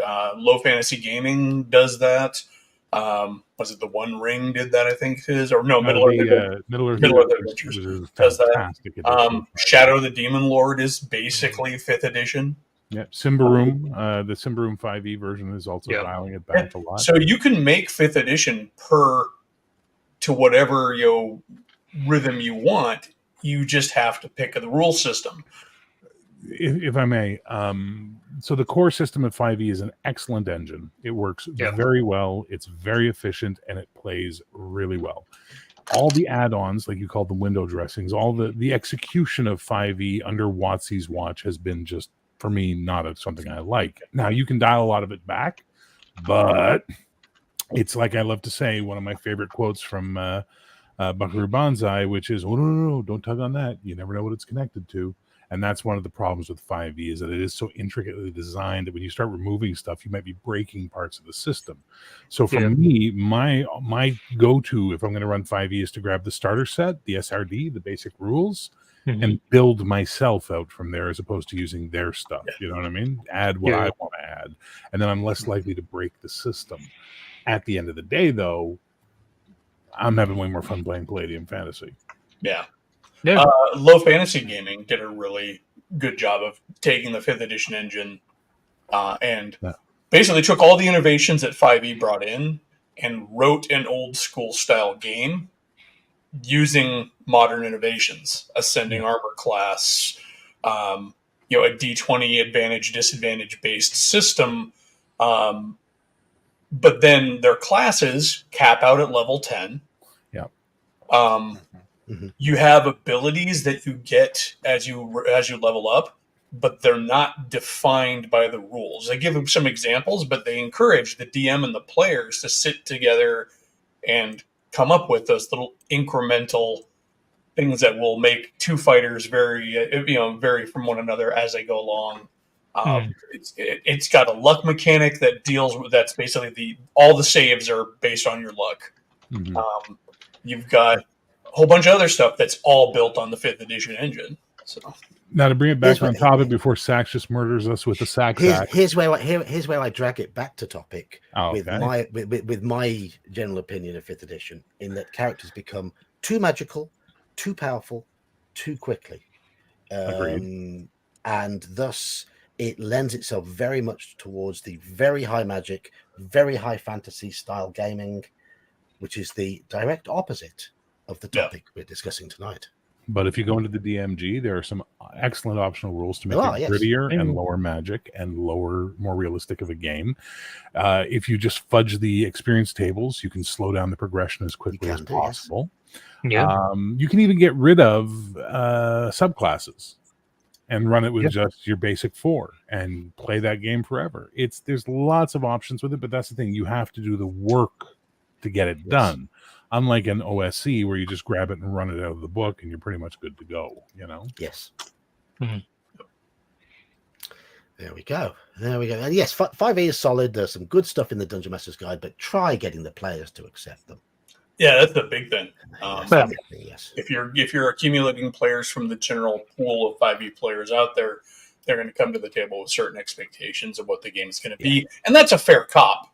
You know, if somebody tells me I'm going to play 5th edition, I have preconceived notion. I have an expectation set that it's going to be this. If somebody tells me we're going to play second edition AD&D, I know what it is as well. So if you want low magic, perilous, low fantasy sort of gaming, there are better systems than 5th edition. Oh, yeah. Absolutely. Yeah. Yeah. So, where were we? So, a question I have asked to various people, I don't know if you heard it earlier, is so the advantages of running a low magic, low fantasy game, Eli, in terms of getting your game running, in terms of developing your game, in terms of developing your world and things like that. First of all, I think the easiest thing is you honestly just have to worry about how humans work. You don't have to worry about I have to come up with elf cultures, I have to come up with dwarf cultures. And also, I keep in mind, I'm playing a very stylized version of it too. I'm very much doing that sword and sorcery, Howard, Lieber kind of, sort of a world. And so for mine, I've, doing the tried and true. I've got my earth culture analogs that I put in there. Very much focus. It gives me also I can focus on developing a sense of place and environment. One of the few of the comments I've had from the players is that I set up, and I don't, maybe Grumpy can agree or disagree here because he's one of them, that I set up. They've said that it's really easy for them to, kind of feel where they're at, like what the world is like, what the world's like. It's easier to improvise. I think it's easier to develop a personality for your character as well. When you've got less to work with. So I'm finding in your game, Bear, because I'm playing a human knight, it's very relatable. And because his background is quite authentic, again, it's very relatable. Yeah. You mentioned something about me taking little nuggets and spinning them out. Yeah. It's easy for me to do because I'm going to use the word relatable again. The setting, the people we meet, the other members of the party, it's easy to improvise and run with these little nuggets. Yeah, because I've got no fear of derailing things. So one thing I said to John yesterday about your session, Bear, is everyone. Well, I got voted MVP, right? Which again, I'm very thankful for. But everyone voted it because of that conversation I had with my father, right? Yeah. And you role played him in the way that not only that I expected you to, but that I wanted you to, so I could bounce off it in the way that I did, basically. Yeah. So everyone was saying that I role played really well, but it's because you did what you did that I was able to do what I did. Well, it's not a tap dance; it's a tango. Yeah. Right. So we're dancing together in that one. So my role playing, your role playing work together to make the scene good. Just like any of the players role playing together makes the scene good. Like Hungar picking on ye old geeks on Sir Devere with his, hey, Sir Rusty with and his armor. All this stuff. And then John, instead of getting annoyed by it, played it, took it, and made his character dance it. And as a result, it created a little trope for the night that was very entertaining for everybody. Right. Let's do that in my game too. Yeah, and that's what role-playing is. And that's something that I think when you can focus on the characters, again, I disagree with this, you're testing the player nonsense. When you can focus on the characters without worrying so much about what the character can do as to what's happening to the character, role-playing will come from that. Because they're not worried about, well, hang on, I have a reaction left, and I have a bonus action, and then I've already used this spell 3 times. No, they're in the moment. They're not worried about what the character's abilities are. They're worried about what the character's event is, and I think that's where you get the role playing from. It's easier to do that, though. I'm going to use the relatable word again. It's easier to do that when everything feels relatable and grounded, and that's. I think that's the thing. I wasn't role playing character. I was role playing the scene that my character was in. Yeah. Yeah, makes sense. So I role played that bit differently to how I role play when I'm talking to Sir Devere, for example. Well, because the character's multifaceted for you. They're alive now, right? And by not having rules get in the way of that, you're able to just sort of dive in and immerse yourself in the character, which is really good. It's really nice. But as I've said many times to other people, there's the other side of it, which is it's still a game, and there are still mechanics, and you still need to pay attention to them. Don't lose one for obsession with the other. Don't lose the role playing because you're so obsessed with the rules, and don't lose the rules because you're so obsessed with the role playing. Find the middle path. I know, I swear to God, I always talk about how I find the middle, and I'm always looking for the middle, but that's who I am. I probably should have been a Buddhist, because I believe in the middle way. I believe there's good on both sides and bad on both sides. Pick the stuff that's good, ignore the stuff that's bad, and move forward, and you'll have great games. Yeah, And Stax also needs to play. And Eli needs to play sometime as an NPC guest as the first time you guys meet a real elf. Eli, you were gonna. We interrupted you. You were gonna say you were gonna. Oh no, trying to find an entry point. So the minimal characters that you get with like low fantasy games too, I think and of course that's going to vary based on system. Palladium has still got a pretty heavy character sheet. Even though it's you're running a low fantasy setting, just because of the nature of the system. But I feel like when you're not worrying about, like Bear was saying, reactions, bonus actions, things like that, and a lot of bells and whistles on your sheet, your players are going to role play in their actions as well, not just in their character interactions, but their actions. I don't want to spoil anything for you, John, but there's a particular scene in the third session of my game where somebody does something that's clearly not in the rules, and we on the spot come up with some die modifier mechanics, and it's played out, and it ends up being really fun, because they don't have to worry about looking at their sheet and going, is this an action or a bonus action or a reaction? It's just like, I want to do a thing. Okay, cool. Roll this for me, and you can just, wing it, and it just makes it much more, I don't know, lively and real, believable setting and game. But it's still a game, so we can come up with those mechanics on it real quick. But there you go. See, so this is the thing. With a game system like that, you can just say, give me a roll, we'll do it real quick. And I do that in almost every game I run. I don't worry about what the actual rule is, because I know it's not going to break anything to say, just give me a roll against your strength, give me a roll against your endurance, whatever. When you get to the 5e level of gaming, you run into that problem. Again, don't tug on that. You never know what it's attached to. Well, just give me that. But I have a thing, and I have a defeat, and I have this class ability, and I have this other thing, and all these things combine to give me a this and a that. And it's like, oh, dear God. Yeah, I mean, as a GM in 5e, if you allow a concession to a player to, like you said, pull on that thread, for next thing you know, you've fallen into his trap.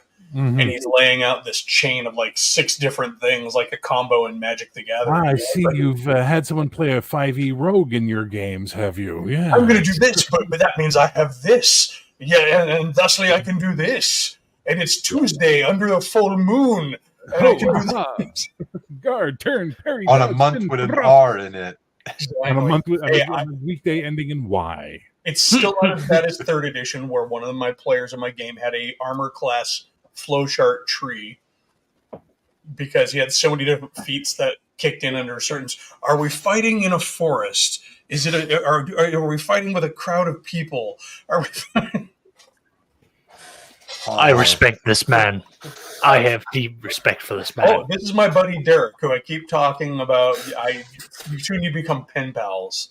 You'll become spreadsheet pals. I can see you sending spreadsheets back and forth. Yes, I would fight that man.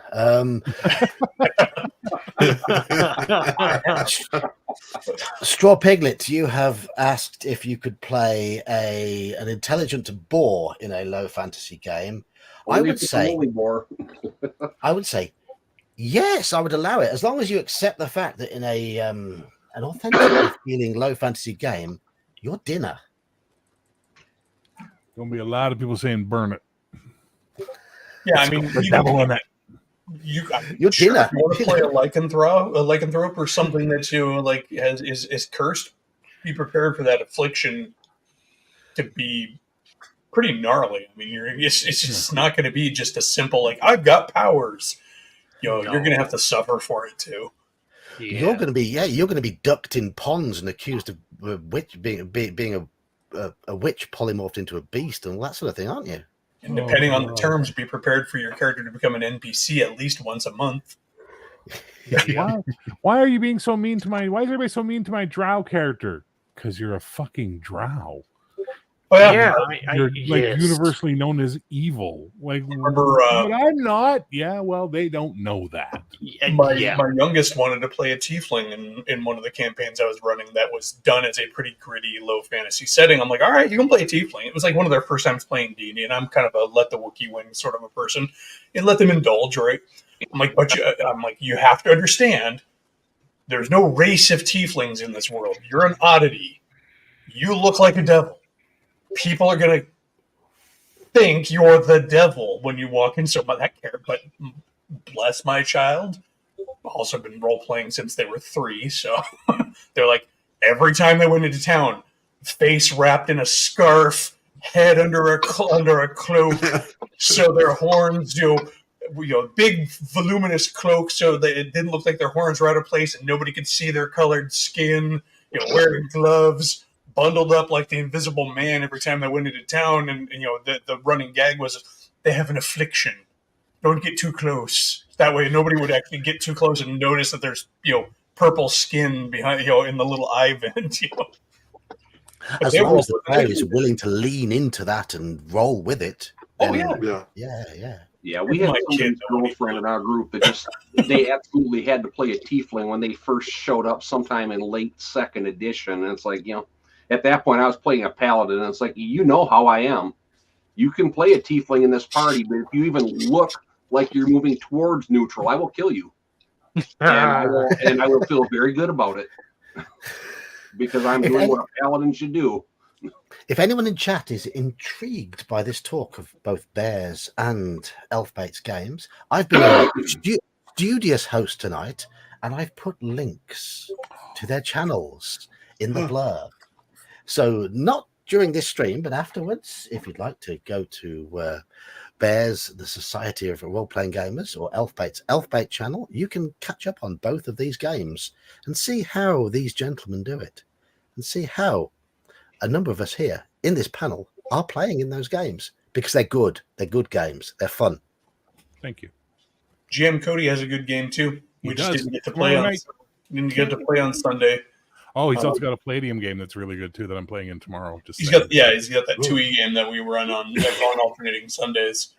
That's where I play my halfling character. I haven't yet streamed a game with me. Iman had the most apparently had the most unflattering camera freeze. Yeah.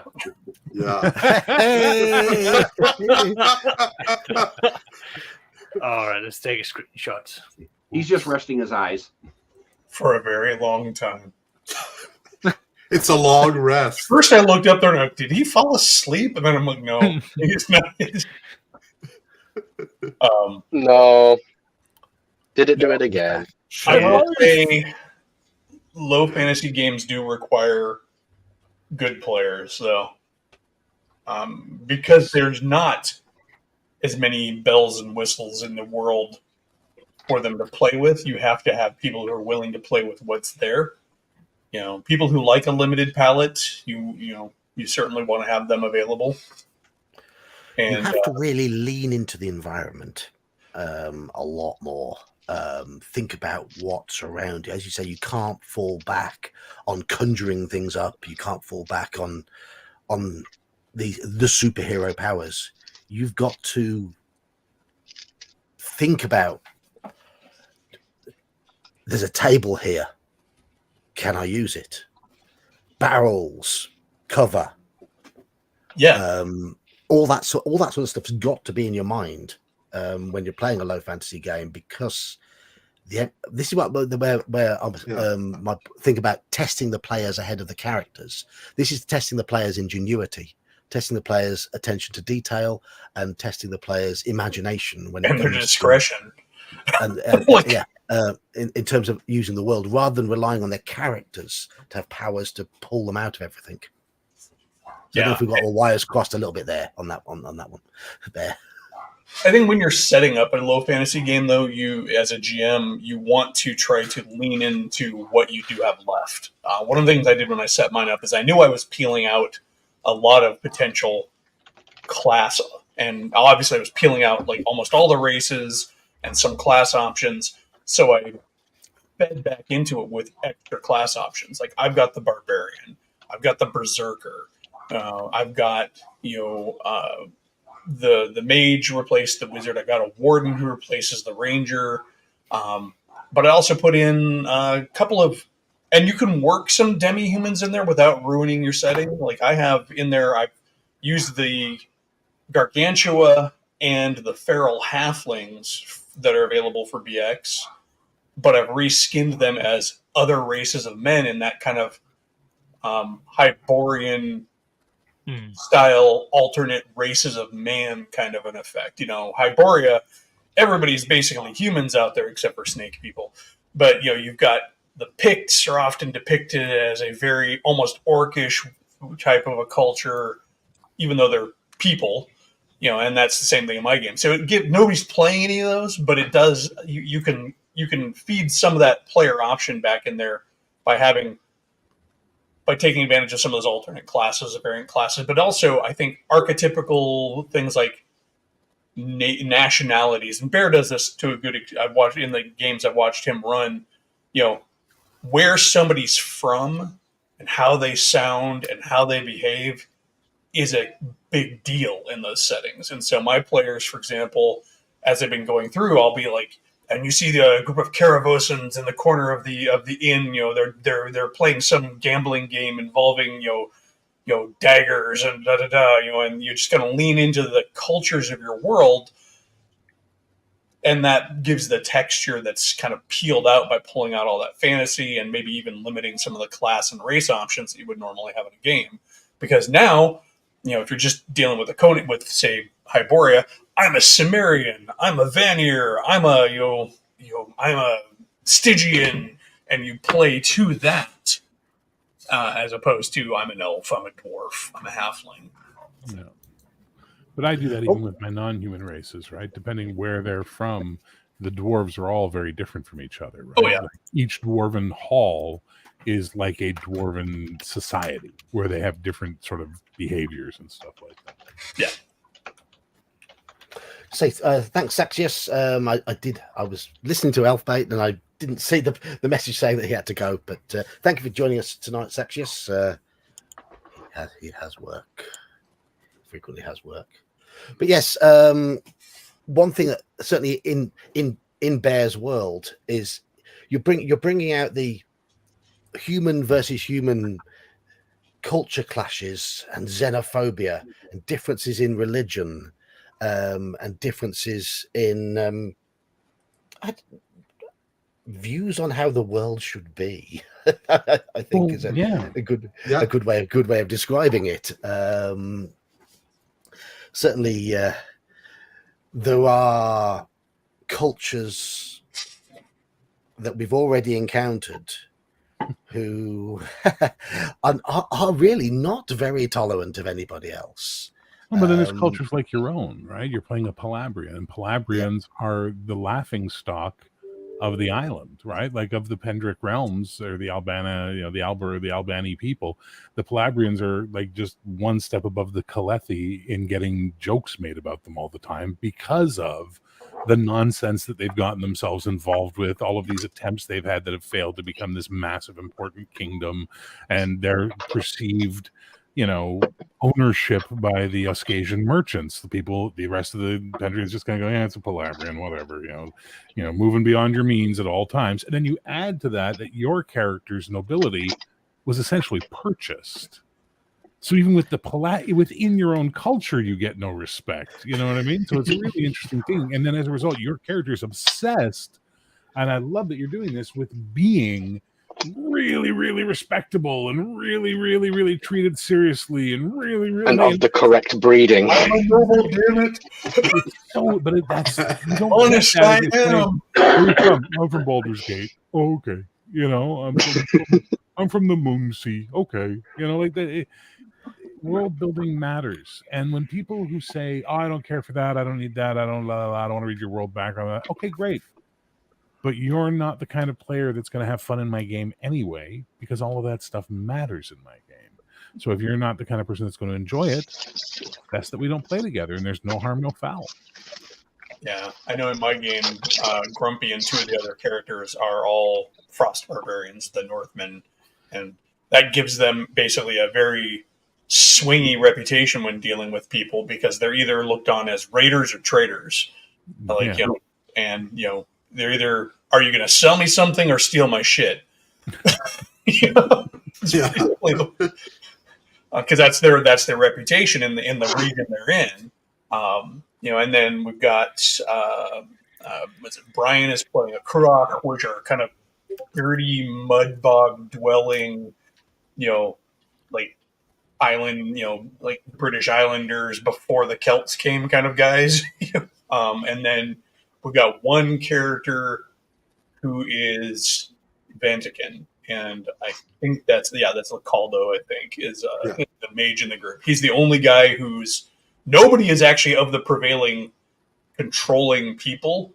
Like nobody made an Arturian character. That was going to be Bear was going to have an Arturian guy, so everybody is like technically in a land where they're on the outs. It just happens to be a trade city. So, and they're all mercenaries, kind of in the off season. That's how we kicked off the campaign. Fighting's done for the winter. Now you got to figure out another way to pay your room and board. Squirrel Hermit said earlier that dwarves should be Yiddish or Hebrew, and he should definitely check out My World Done because the mountain dwarves are German and the hill dwarves, well, I tell you all day we work hard, we do what we want to do. I bring home the gold, she wants diamonds. I bring home the jewels, she wants pearls. I cannot please this woman.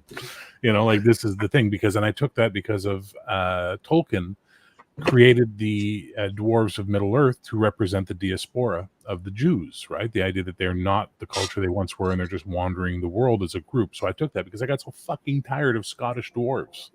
I had Scottish dwarves up to here. You know what I mean? I was done with it. So I changed it up, and that's the thing. You can do that. And when you have touches like that in your world, it gives relation points for the players to be able to get an idea of the culture, to get an idea of the people, that allow them to form role-playing opinions. And that's a fun thing. And that's why our lore magic makes that so important, because you're not worried about whether or not they're shooting fireballs at let's be honest. Let's just be honest.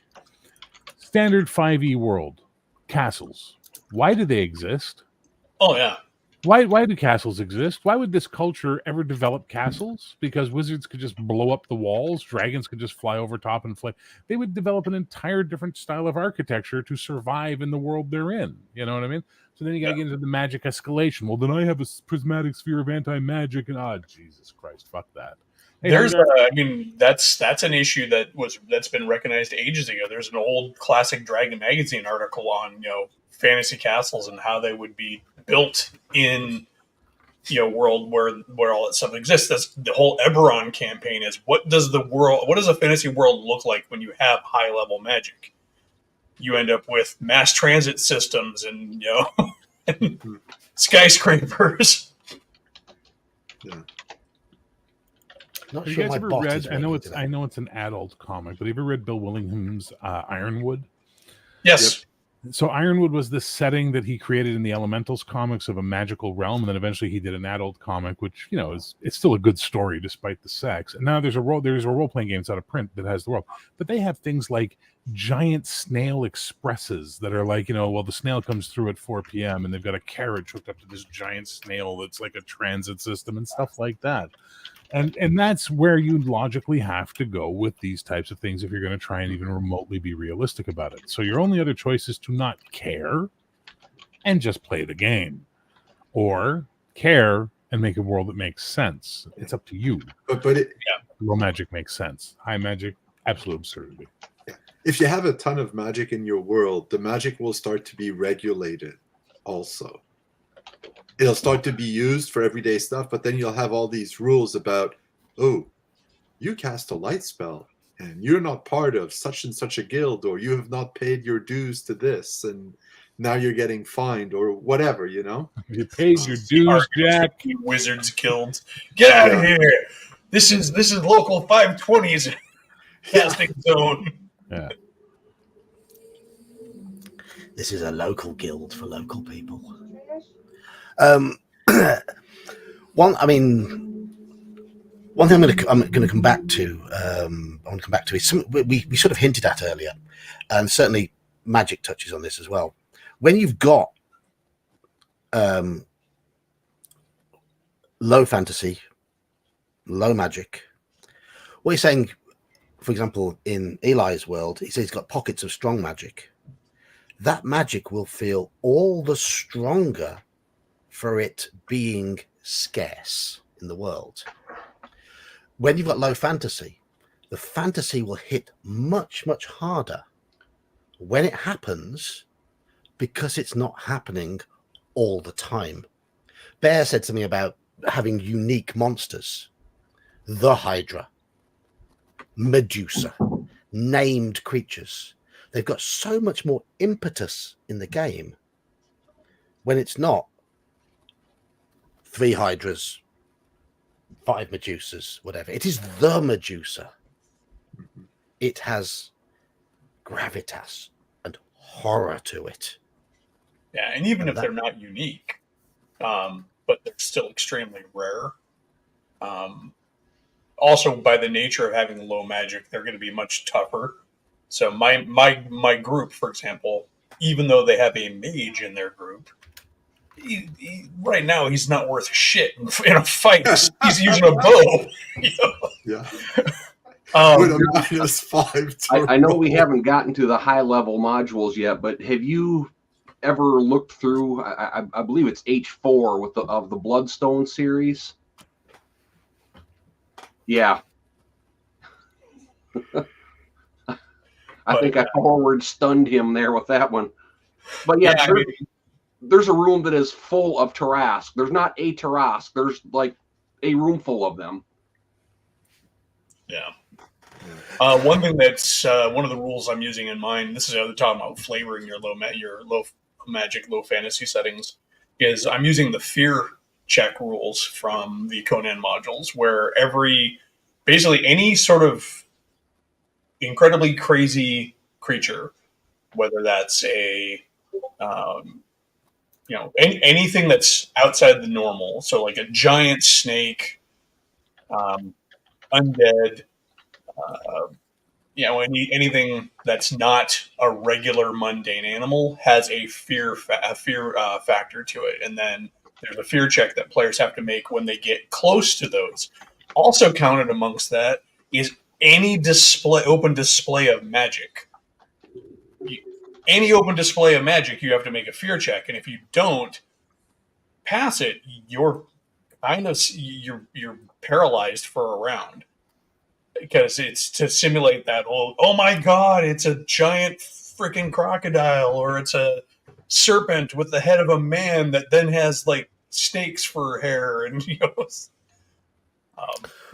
Well, I mean, one thing I'm mulling over in my head at the moment regarding Bear's game is that Cody's character has started using magic, but at the moment my character's been unconscious when most of it has happened, but I'm still wondering in my head how I'm going to have the character react when he openly sees Cody's character using magic. Well, one of the things I did for my campaign was I answered my 62 questions about your campaign world that I found online. And I decided, you know what, let's answer those questions. And one of the questions you get in there is, how is magic viewed in your world? And I'm just going to open the document real fast so I can read you exactly what I wrote, because I think it's important, because this would be affecting your character or any other character who's not a magic user in the game, or someone who contributes with or partakes of magic. And I'm sorry, my computer is slow. Oh my God, what's going on? I fucking need a new computer. Don't even get me started on how badly I need a new computer. I'm not even going to talk about it. So, how is magic seen in your world? Sorry, is Daniel asleep, by the way? Probably. Back up. Probably. Oh, Dan, hey man, how's it going? Sorry, I wake up at 4:30, so I tend to, Yeah. No, wait, I was wrong. Hang on. You can talk about other things while I'm looking up. It's going to take me a moment to find it. I got to scroll through. I'm actually trying to mull over now. Was I actually there when Cody's character used Cloud of Slumber? Well, I want to ask you a more important question. No. When Malachi's No, you character guys- saw the dwarf, nobody else did. When you guys took Malachi shopping for weapons, nobody else saw that dwarf. Oh, the one that tugged on him. Yeah. Yeah. Things like that matter, right? Like little things like that matter because the thing. How common is magic and where does it come from? Magic is as common as medieval peasants thought it was, which is to say subtle, and a lot of things get blamed on magic. It comes from various sources such as elder beings, fairies, the universe, nature, evil. But it's also dangerous and it causes corruption. And that is how most people think about magic. Yes, it exists. It's subtle and you don't see it. And anything that doesn't work out to your flavor, you can always blame on magic and feel like you're okay with that. And that's how witch hunts happen. I mean, in my setting, if somebody's talking about a wizard, they're probably not talking, or a sorcerer, they're probably not talking about it at full volume. Like, oh, he's a sorcerer, I hear. Pui. Spit and make a sign, sort of thing. He's in league with Lucifer. Exactly. Or, see that tower over there? I hear that a wizard lives in it. And he binds demons to him and blah, blah, blah. And, he probably does. But one good example, and I just thought of it, David Eddings, he had the Belgariad and whatever else. But then he also did a second series. The main character was Sparhawk. It's the Ruby Throne and all that stuff. Yeah. Yeah. The Elenium is the name of that series. Yes. Yeah. And I love those books. I love the characters. It was much better than the Belgariad and stuff. Shut your filthy mouth. Sorry. That's what she said. That's a good example of low magic, I think. And low fantasy. So, what about other genres in terms of low fantasy and low magic? Well, I was actually going to ask you about Call of Cthulhu. Mm-hmm. All right, that's my cue to go do something else. I'll be here listening. I can speak. I can actually contribute to this. What would you like to ask me about Call of Cthulhu? Well, would you consider it to be high or low magic and high and low fantasy? I consider it to be low magic because most people in the world don't believe magic exists. And when it does exist, it is very difficult to understand. It's corrupting. It drives practitioners insane. Yeah, it's a dark and dangerous magic setting. Yeah. So if you do learn magic, you're not long for the civilized world. In all likelihood, you're going to end up in an asylum. Don't read books. Don't read books. My character had to go to the hospital because he lost too much sanity. So yeah. Yes, you've already been to hospital once. You've dropped below half sanity, and you are having self-deletion thoughts now, aren't you? I would also say it's not only is it low magic, it's also low fantasy. Because, you're not supposed to be running into oogly booglies all the time. That's right. You can, and you might once an adventure, but that's not uncommon in low fantasy settings. If you go through the Conan books, for example, right, there's a monster in every one of them. There's some monster in nearly every one of those stories. They're still there, and they're still encountered frequently. In Call of Cthulhu, 99% of what you meet are people. Humans. Yeah. And that's what makes the 1% stand out that much more when it does happen. Yeah. Yeah, but so scenario wise, you're likely going to run into some sort of supernatural critter at least once in adventure, potentially. as they're written. What's the? Yeah. I've seen capitals flying in chat. So Piglet and Manfred are trying to get my attention about something. What is it? I don't know. I'm just scroll back up. But yes, the Call of Cthulhu. Yes, I mean, what is happening is potentially earth-shattering, but so much of a session is spent on the mundane aspects of the characters' lives that it's very much a low fantasy feel for vast majority of the time. Yes, it is the definition of low fantasy, in my opinion. But I think it also goes to show, because I agree with you on the low magic thing, but low magic often means rare magic, but the magic itself can be very powerful.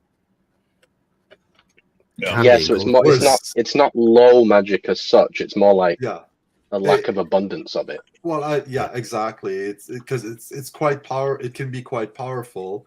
Whereas some people do think of low magic as weak magic, like I can cast a light spell and I can do some cantrips, a man spell, but that's it. I there's no major effects you can achieve with magic, but that's not necessarily low magic.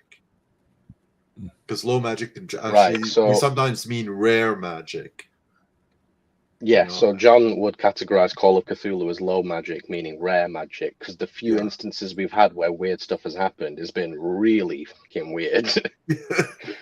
Yeah, but that's the whole point.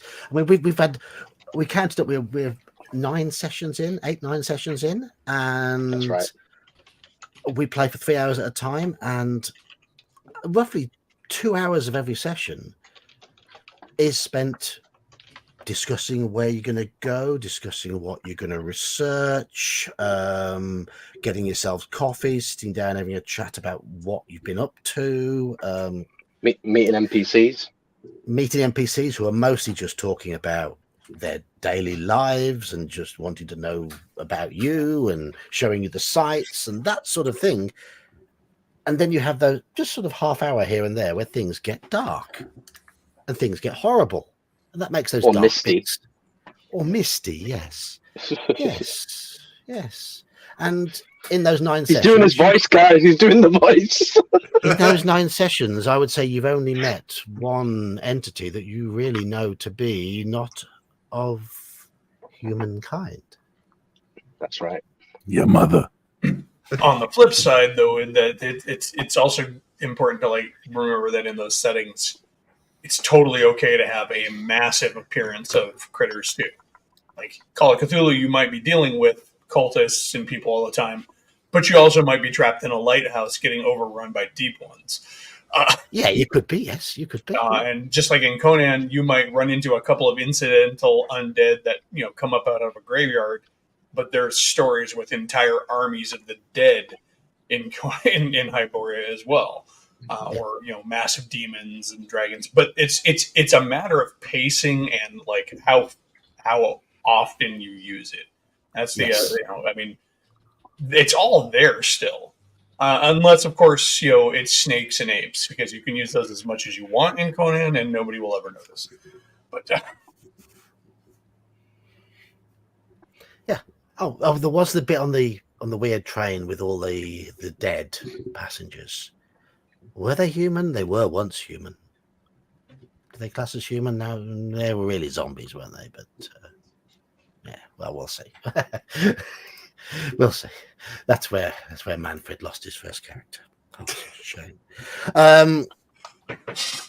I think one thing as well in low magic and low fantasy, you tend towards fairly high lethality. Oh yeah. Because the characters themselves are more grounded and thus are more vulnerable. Look at what happened the first time my character in the Palladium game really had a proper fight. Ouch. You took a nasty hit. Yeah, he's a mess, and now he's got to recover from it, Mm-hmm. and he can't just wake up. And he can't just wake up the next morning, right as rain, and off he goes being a hero again. He's going to suffer. Yeah, I gonna have a forgot to scar. mention, your armor lost Yep. a D6 of SDC as well. It lost a D6 of SDC. Okay. I got to roll that later and give it to you. Yeah. Okay. Not a problem. Not a I problem. mean, I'm dealing with BX squishies in mine. Even with that, I do have a death and dying mechanic that I found that I like really well. It's instead of tracking negative hit points or anything like that, or instead of being dead right away, because it is a Conan style world, and often death is not the end in Conan. There's getting captured, there's being knocked unconscious, there's being injured. I've got all that in there, but even still, my party's got, some of them have like 4 hit points. Yeah. I have, really good sword Ace slap. Gear has 3. Ooh, So yeah, they a thief, right? Oh, yeah. so, It's a so they D4, fear a so- mundane dagger. They, Yeah. I'm surprised knife- they survived because they've come under arrow fire by masked archers twice. So, And your character, John, might be a bit more apprehensive about going headfirst into a fight next time. Of course he will. Of course he will. And now your armor actually does have a problem with it. Shh. but that lethality, it lends to the players doing more than just hitting things with swords. The reason that the players in my game have done as well as they have is because when shit hits the fan, they're not immediately, I pull out my sword and try and kill him. No, half of them are scrambling to do other combat adjacent things to help overall. Like that first fight when they were there on the barge, Ace Gear's running around putting out the bracers. torches. Yeah.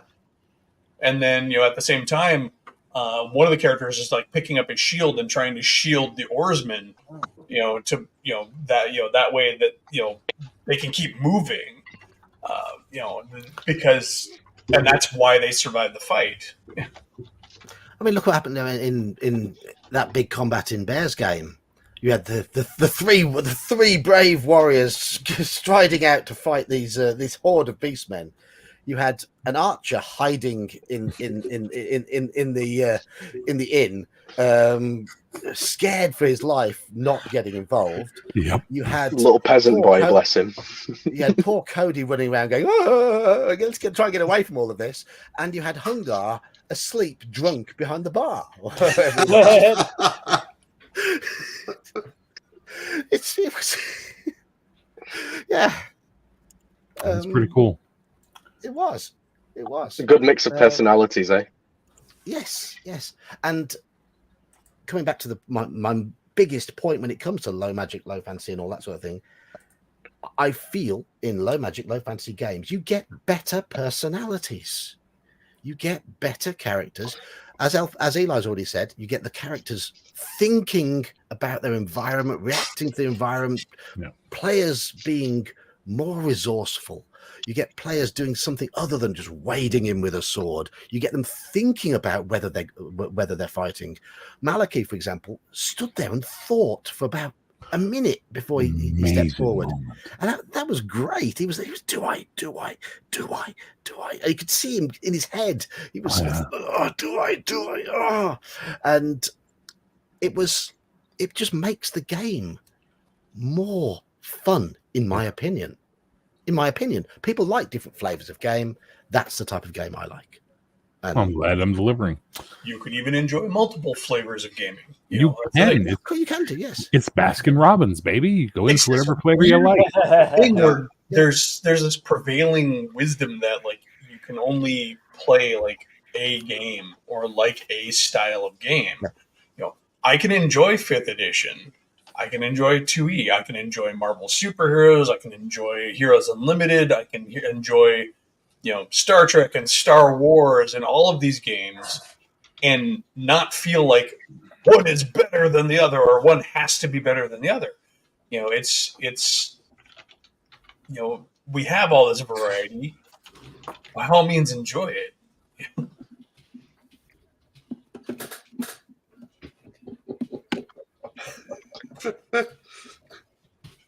All right, I have one exception to that. How can somebody enjoy Star Wars and Star Trek? I do. Easy. This They're is two a different whole things. nother episode right there.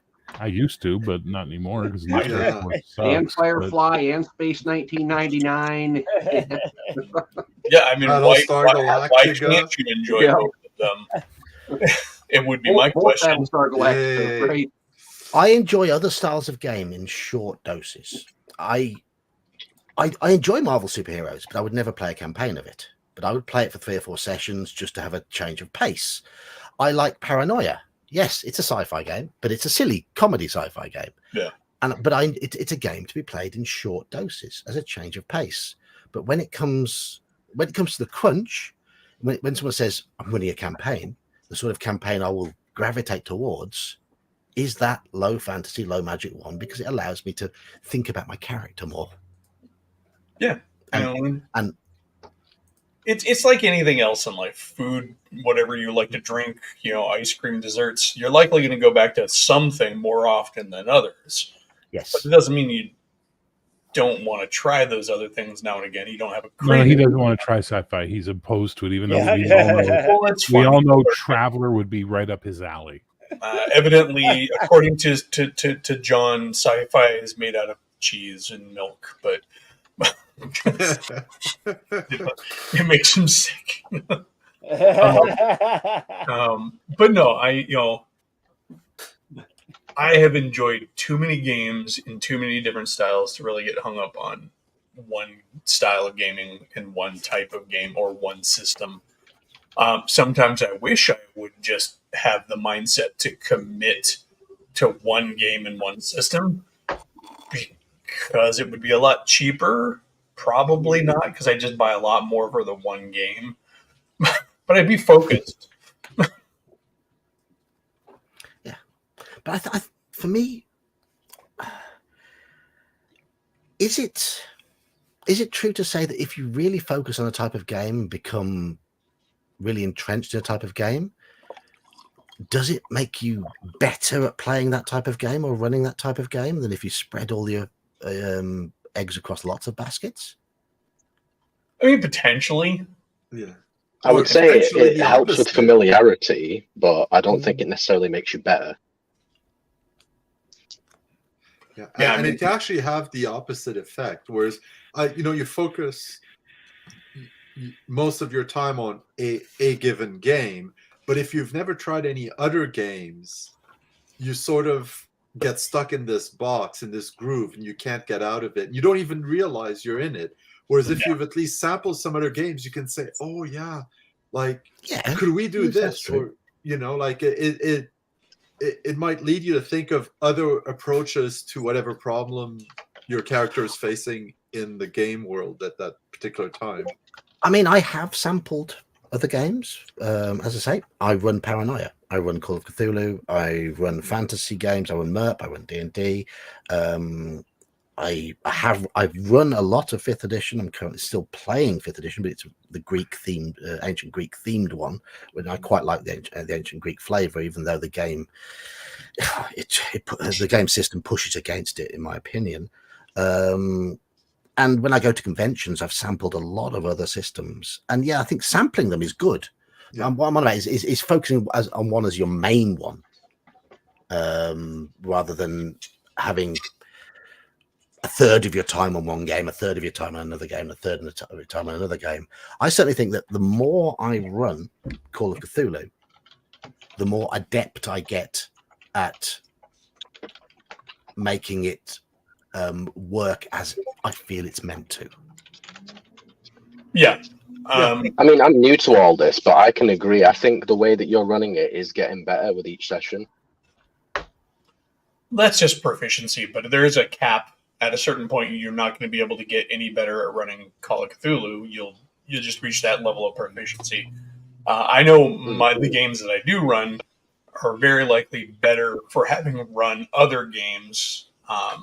Experience with other systems and other mechanics gives your brain tools it needs for dealing with those exceptional situations in any given game that come up.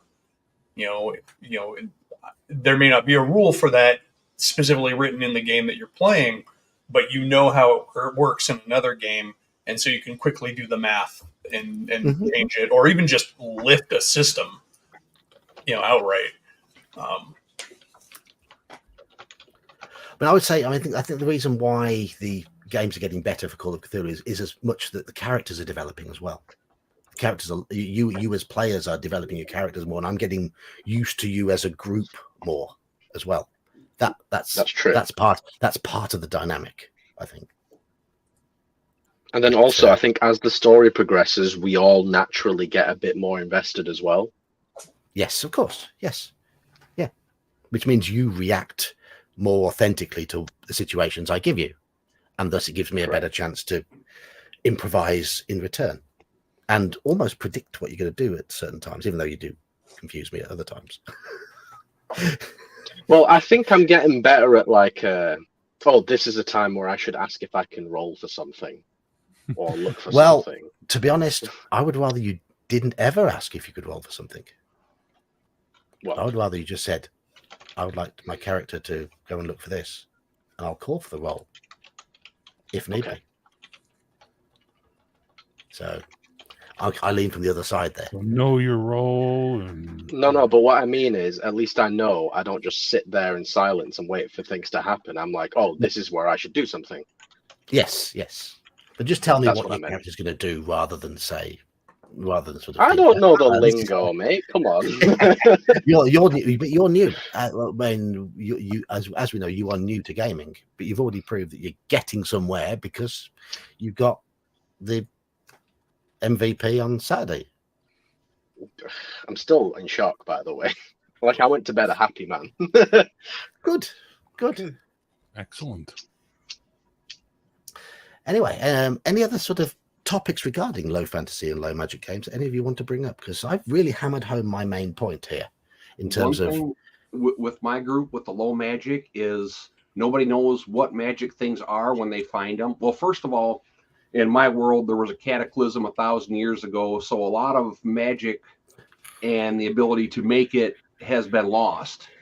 So there are certain spells they will never find, things like that. But when they do find something, it's not like they can cast Identify on it, and it's going to give them what type of magic it is, some indication of how strong it is, but it's not going to be like, oh, well, that's a wand of magic missiles with 36 charges. If they find something, they have to test it out. They have to try to find a sage that might know something about it, like the ring that let them talk to animals was something that was pretty well known in their little village, that from when the veterinarian had it. So the old man in town was able to tell them what he knew about it. There were still some things they had to find out on their own, but they've got stuff that they have a little bit of idea what it does, and they've tried a few things, but there are a lot of facets of them that they don't know yet, and they may never find out. But some of the old stuff, they found. I was talking to somebody on the side there. It might have been Straw Piglet or Manfred. They've got like a bag with various little metal pieces and objects in it, and they've tried a couple different things and haven't really gotten it to do anything yet. But when they do, it's nothing earth-shattering, but it's something that will definitely be of use to the party if they can figure it out. But it's not like they can just go to the magic library and look it up in the encyclopedia and say, oh, this is what it is. I think this is where it boils back down to the key point that the magic feels more magical, feels more mysterious. It's unknown. And that's crucial, in my opinion, to keeping magic enjoyable. Yeah, well, one thing I've been toying with on and off for a while now is in 5e there's this idea of casting a spell as a ritual, which doesn't use a spell slot. I'm not interested in that, but I like the idea of maybe one day running a D&D game or campaign where all spells must be cast as rituals, and what that means is it takes much longer to cast them. Mm-hmm. And it means they're, like casting a fireball is something maybe you will have, you're in a siege situation. You'll have your wizard cast a fireball. He'll take maybe an hour or two to be able to cast it. And then, boom, the castle is hit with a fireball, right? And this it basically brings D&D down to a lower magic constraint. So that's one thing I'd be interested in trying at some point. And I need to think about it some more to see how it would work. Having magic drain the caster or have some inherent risk, that was added to 2nd edition MERP, where spells could attract the attention of the Dark Lord. You don't want that. You really, really don't want that. No. No. And it varied from spell to spell and depended on the power. Me Do's got an interesting question here. Why does low fantasy generally have less appeal than high fantasy? I mean, it seems that amongst us, the opposite is true. Depends on the generation. In general. But yeah, it is I agree with what Bear said. Us old floods, we like more realism, whereas the younger generation, it makes the game easier, for lack of a better word, where you can just do anything with a wave of your fingers and stuff like that, whereas low fantasy, your character and you as a player have to work for what you achieve, rather than looking through a book and saying, oh, I can just do this. I think a lot of it comes from initial exposure to the game and inspiration. People these days are being inspired by different sources than which inspired a lot of us when we were younger. 2 people want to talk. 3 people want to talk. Hello. Hello, Joker. Bear's hand was up first. He goes. That's fair. Well, yeah, it also depends. I don't think it's anything to do with I want easier. It's what you were brought up on. It's the type of stuff you read as a kid. It's the kind of stuff that was available in your media. We came up with Lord of the Rings. We came up with the darker stuff, Thomas Covenant. We came up with a lot of Conan. We came up with stuff that was way more low magic than it was high magic. Yeah. These kids today came up with Harry Potter. You know what I mean? Where it's just magic. So it's what you grew up on. It's the type of fantasy that you came informed with is going to inform your style that you're going to want. At least that's what I think. Eli?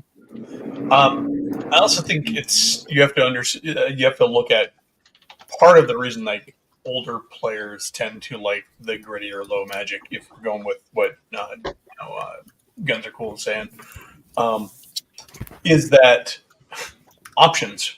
That's just what they grew up playing, because there weren't other systems to play. No, dear God, Halakar. What Please punch up Halakar's statement so he can just show you he's just being a nonsense troll. I think that back in the day when a lot of us started playing, we didn't have options to go to. Had there been more high fantasy games back in the day, you might have seen more older players into high fantasy. Yeah. I would say that there's probably a fair number of people who were interested in playing or interested in higher fantasy who just didn't play games because those games weren't available to them. Or they were playing games that weren't tabletop role-playing games. They might have been playing strategy games or other games that were magical in nature. I will say that when I was 15, I wanted all the whiz bangs, and I wanted them all now. Yep. And I've never had the greatest of attention spans. When I was 15, it wasn't great. But I hate to say it, and I do say it often, I think a little bit of patience and maturity comes into it. I was like this when I was younger. I wanted things now. I wanted things immediately. I wanted all of it. Mm-hmm. And I think as we get older, we get a little bit more selective. Says you.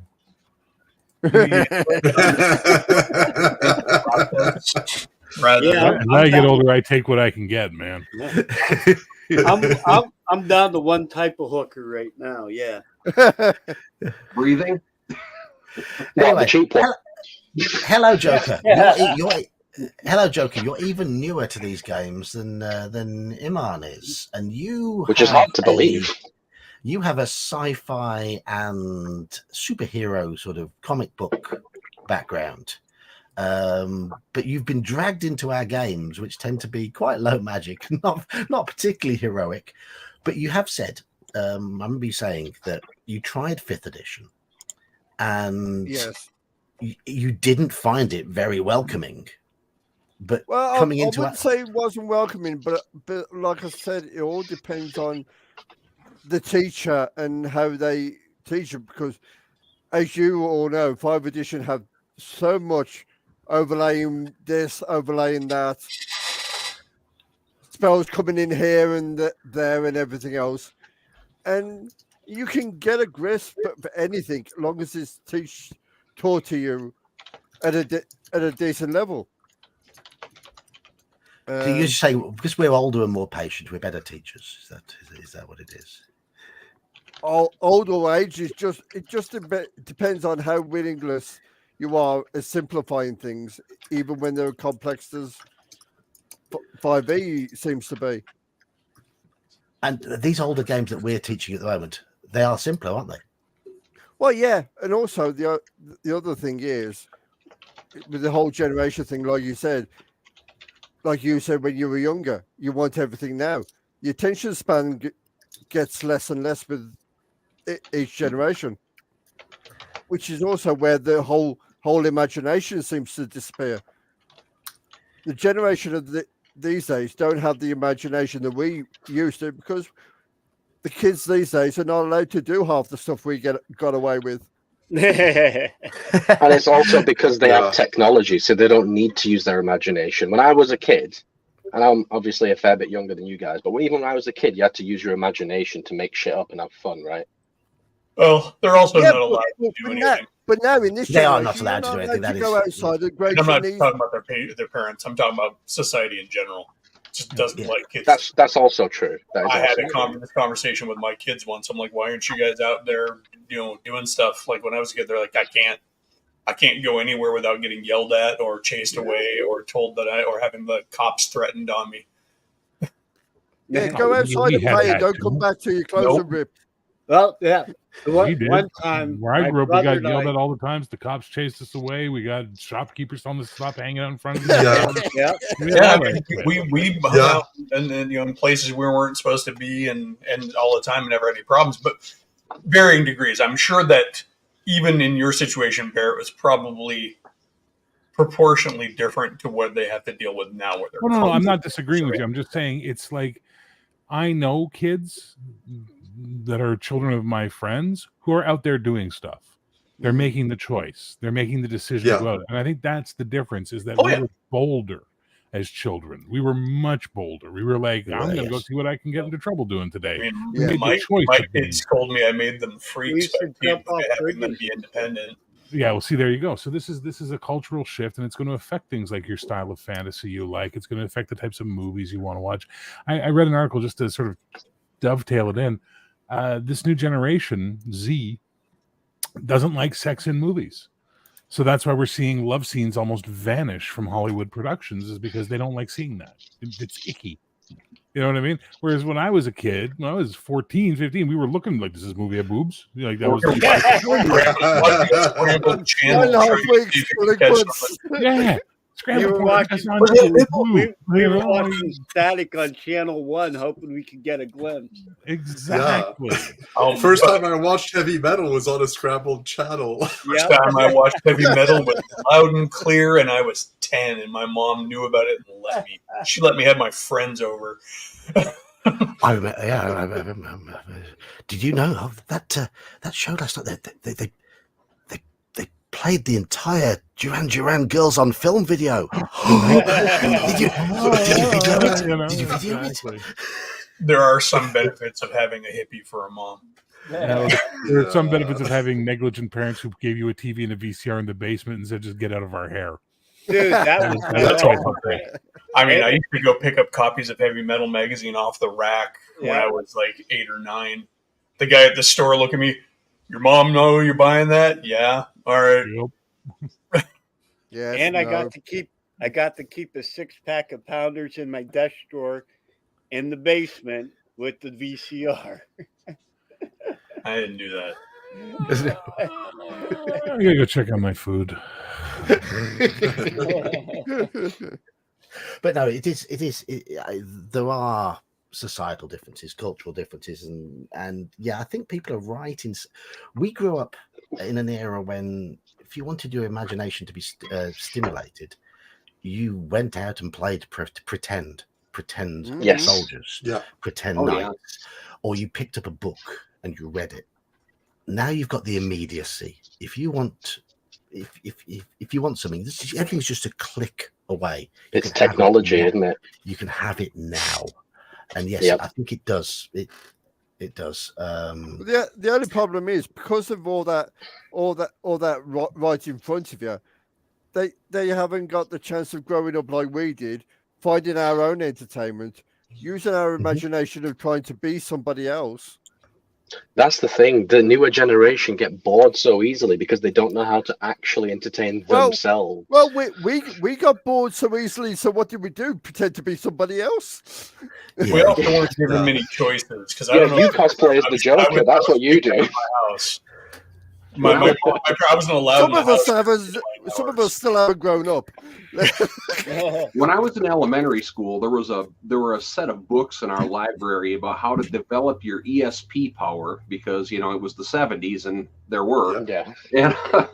And one of them said that a lot of things that people consider to be extrasensory perception are just people that have enough creativity and imagination to look at something and see its uses beyond what it would normally be expected. There was they had, I don't remember what the item was, and they went out with like 100 different things you could use it for.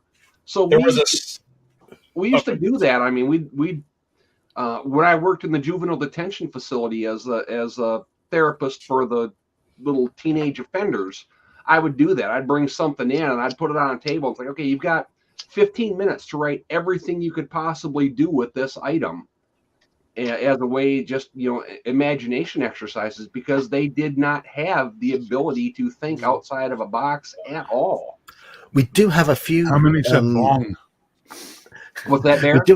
I said, how many of them said bong? It was like Well, the first item on for their one list. of them, I brought in a volleyball, and they're like, "Well, we could use it to play basketball, or we could use it to play dodgeball, or we could use it to play kickball." And it's like, well, but what about if you did this, and what about if you did that? And then we watched Castaway afterwards to see, Wilson. Yeah, I will say we do have a couple of people from the younger generation with us tonight. I mean, Iman, you are young enough to be most of your child, yeah. Yes. You're a constant source of disappointment to me, son. I'm sorry, Father, but I have an important task I must attend. But you have lent into the whole imagination side. But when we chat, you freely admit that you are a little bit different to your peer group.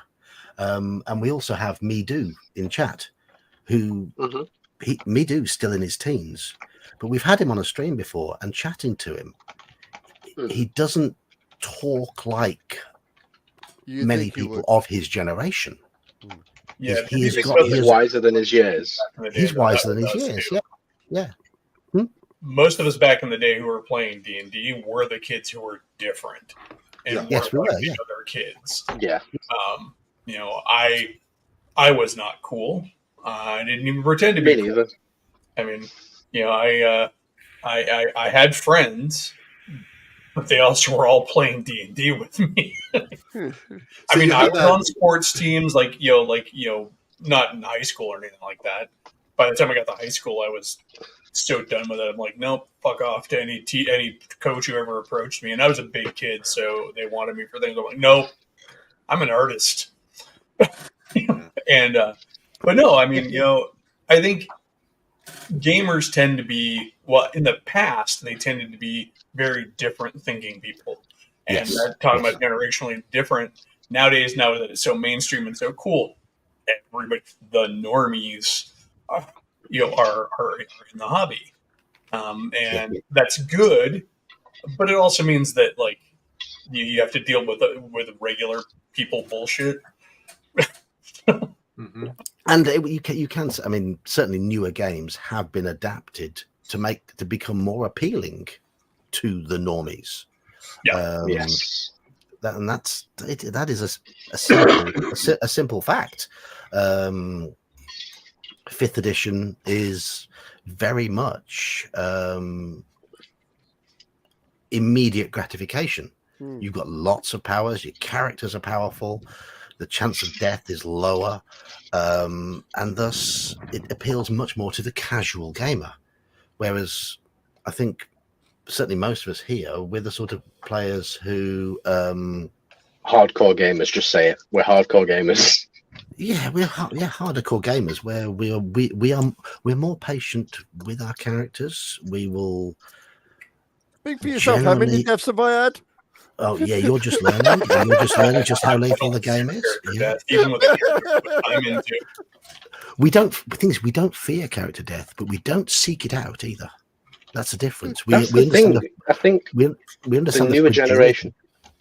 Sorry, we understand the fragility of our characters, and thus we take our time in assessing situations.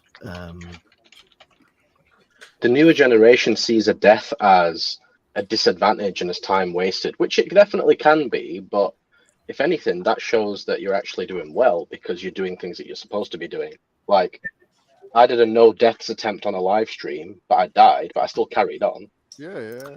I think the view of death as a waste of time is much more a modern thing.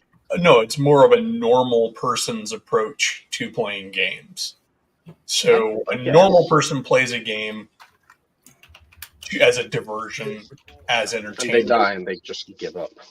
But or they don't want to just die. They want it to count for something, or they want it to just be fun and then they're done.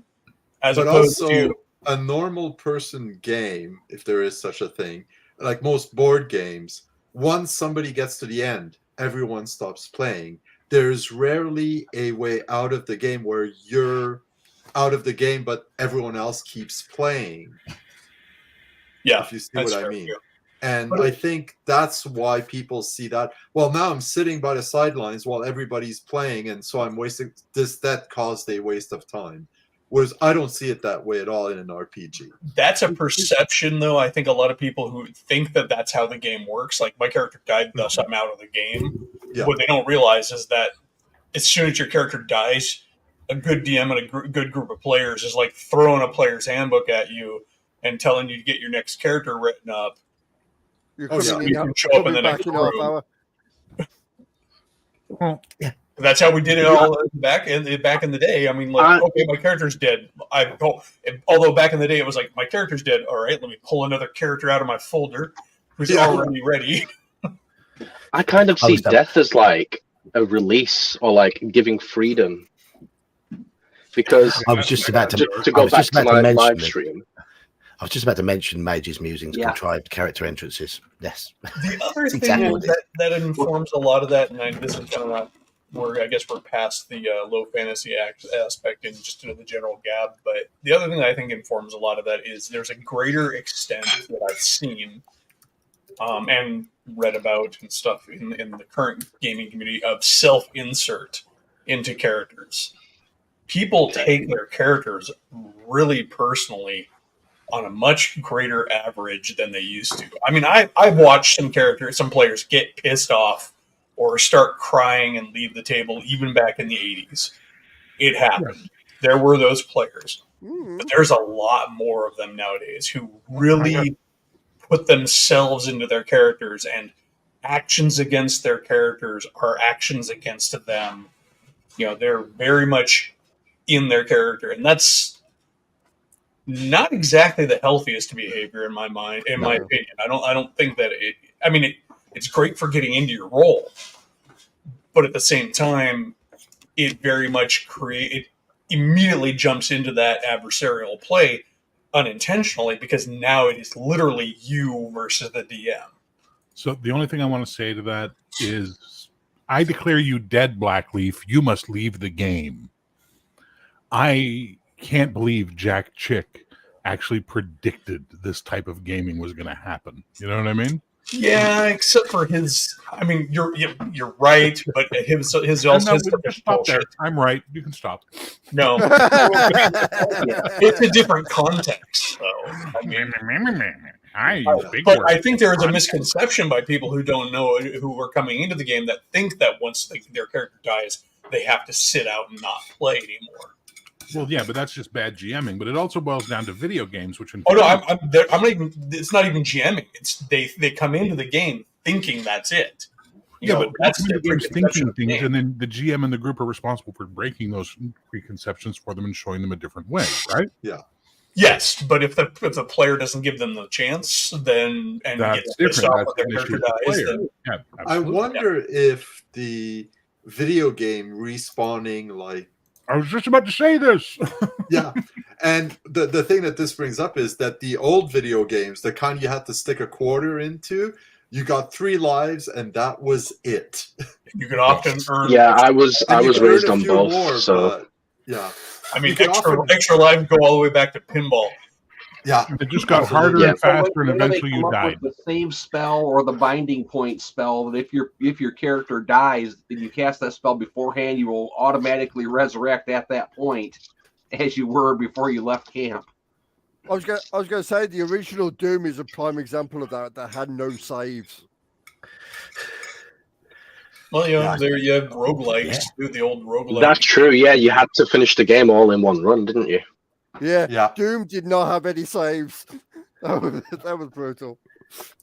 That's the thing. I was raised on the tail end of that generation where there was no save files and you had to sort of do everything all in one go. And I remember sticking out the challenge. Just because I died didn't mean I wanted to give up. I was like, no, I want to try even harder now. Well, that was the thing with like the first Zelda game, if you remember. You had to get through all of it in one go. Some people see that as discouraging, but I see it as encouraging. So to go It's back a different to my concept. live stream briefly, Yeah, it's like as I was doing a as no was saying, deaths attempt, but once I died, I felt free. I'm like, I could just play the game now. Yeah. So we came up in Gen X as the first video game generation, right? And for us, video games Yeah. were a perfect analogy for life. They cost you money, nothing changed. They just got harder and faster, and eventually you died. Yeah. Done. Hey, but if you kept trying at them long enough, you eventually got better, though. Exactly. No, you got I kicked want out to of see the someone arcade. And it didn't take I want skill. to All see you had to someone- do was memorize the pattern and do it over and over and over. And that's life, baby. So all I Yeah. want now for this generation is someone to make a video game. And maybe it exists and you'll all tell me it's this game because I don't fucking play video games anymore. Wherein you have to do a complex character creation like in an MMO or create a wrestler, whatever it is. But when they die, you can never play that character again, make a new character. Oh, there are Ooh, lots of interesting. permadeath games. There are a few games with Like what permadeath. Yeah. ones? Tell me which ones. I want to know. Well, not with necessarily. I mean, I haven't played any with complex character generation. Like right now, I'm playing Project Zomboid, for example, right? Where Mhm. it's a zombie survival game that is hyper gritty. Okay. Like, for example, to operate a gun in this game, I have to put the magazine in the gun, and like to use the magazine, I have to put the bullets in the magazine. They just don't automatically go to the magazine, and because I have the bullets on me. Anyways, I play my character through. I keep playing him. He can die any number of ways. He can get killed by zombies. He can die of disease. I had one guy die of a fever. I had one guy die of starvation because he got stuck out in the wilderness. But when you're dead, that guy is dead. You can start a new character. The world is persistent, which is cool because I've been able to find my old character and beat him over the head with a baseball bat and take my backpack back. Take my backpack off of him and go, I want my stuff. Mhm. But it is that, permadeath games are actually pretty common right now, especially in like the roguelikes and stuff like that. You can make your progress. Procedurally generated games are also popular. You have to look at the indie scene of games rather than the mainstream, because the AAA games are all bullshit and just rehashing everything all over and over and over again, with occasional exceptions. Good. I know there some of the ones I play, you can make a permadeath character, like No Man's Sky. You can. Yeah, a lot of them do have permadeath options, even if it's not the mainstream of a game. But yeah, I'm thinking it doesn't have character creation. Does or not? I want a game. It doesn't have an in-depth character creation, but XCOM has permadeath I mode. want them to learn by making the character, investing the time, and then they die. And now they got to go make a whole new character. So yeah, XCOM is the closest thing to that, I think. Huh?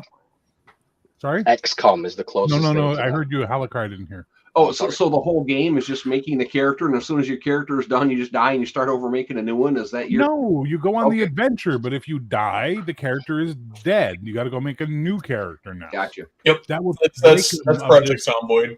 I can have read all these training, man, because in the game you can find books to learn skills, and you develop skills over time by doing things. Like you can find books on electronics and angler magazines and hunting magazines and stuff to learn skills and abilities.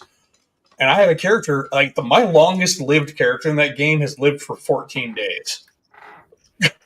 And he has accumulated a good amount of skill and ability. And I'd read all these books because you have a lot of downtime in the game because, of course, it's very gritty, realistic zombie survival. You're not always out there just killing things because it's a waste of energy, right? And Sure. Sometimes it's cold, or sometimes it's foggy, or whatever, or sometimes there's just too many fucking zombies. So I had all this knowledge accumulated, and I managed to get a nice little hidey hole set up where I had a bunch of food, I had propane and all of that, and I died. So then I had to start all over again with a guy who is basic skills, go out, hopefully be able to get from where I started to where I know that guy died, so I can hole up in his hidey hole. But still, you had to start over again, and your starting spot is random based on your city. What I'm saying, that's cool. Do that with the new Elder Scrolls. Oh, That's what I want. I want one of these big games that all the fucking kids play and get big fucking boners about when they're announcing the new one coming out, to add that, to break the cycle. No, it's never going to happen until someone does it and is successful. That's the secret, right? Well, first of all, companies have to be willing to release complete video games. Oh, yeah. That's fair. Yes. That's a good joke. What's the next one? I'd have to give a shit about video games. No, I say it as a video gamer, but very few video games are complete when they're released these days. It's very true. Especially with all the online updates and stuff. Bye, Cheers, Daniel. See you, Daniel. See ya. Yeah, considering most games have a first day patch even on day after you've installed. Yeah, it. literally. Yep. It's not what you have now. And one day your first day update after you've installed the game. Yeah, you installed a game which is 30 gigabytes. Oh, update file 60 gigabytes. What the fuck? Okay. I gotta tell you though, one thing I'm really liking about this game is that it's just the way it's so micromanaged. Like if I have a can of food, I can't eat that can of food if I don't have a can opener. And to eat the food, I have to take time in game and watch it to open the can and then eat the food. It also tracks your boredom and your emotional state in the game. Like your character can be super depressed and super bored and panic and everything. It's super granular. It's nice. Which one is that, Eli? Project Zomboid. Okay. It's about a 10-year-old game. It's a asymmetric isometric map, and it's not super graphical, but the potential on it is massive. You can also get onto multiplayer servers, and you got about 10 years worth of mods attached to it too, to where they've even modded it out to where you can cruise around in an RV and live in an RV if you want. That's the thing. It's an old game, but I've noticed it's kind of blown up again recently. Well, it's because there's a bunch of YouTubers that are doing it. Plus, it's still actively being developed 10 years later. I mean, they just had a patch like a week ago. Oh wow! Yeah, so it's you know, it is probably my favorite survival game I've played so far, because a lot of them are challenging to a point, and then you just get to a point where you're so built up to where you're like, I don't have to worry about anything. So That makes sense. Yeah. anyways, role-playing games. Well, Anyway, we've low gone magic. on. We've gone onto this organically because we were talking about why attitudes are different nowadays, and that is because of inspiration. It's because of inspiration from cats. Where's Alf? One thing I was going to mention quite a while ago, but I guess we're off topic now. But it's fine.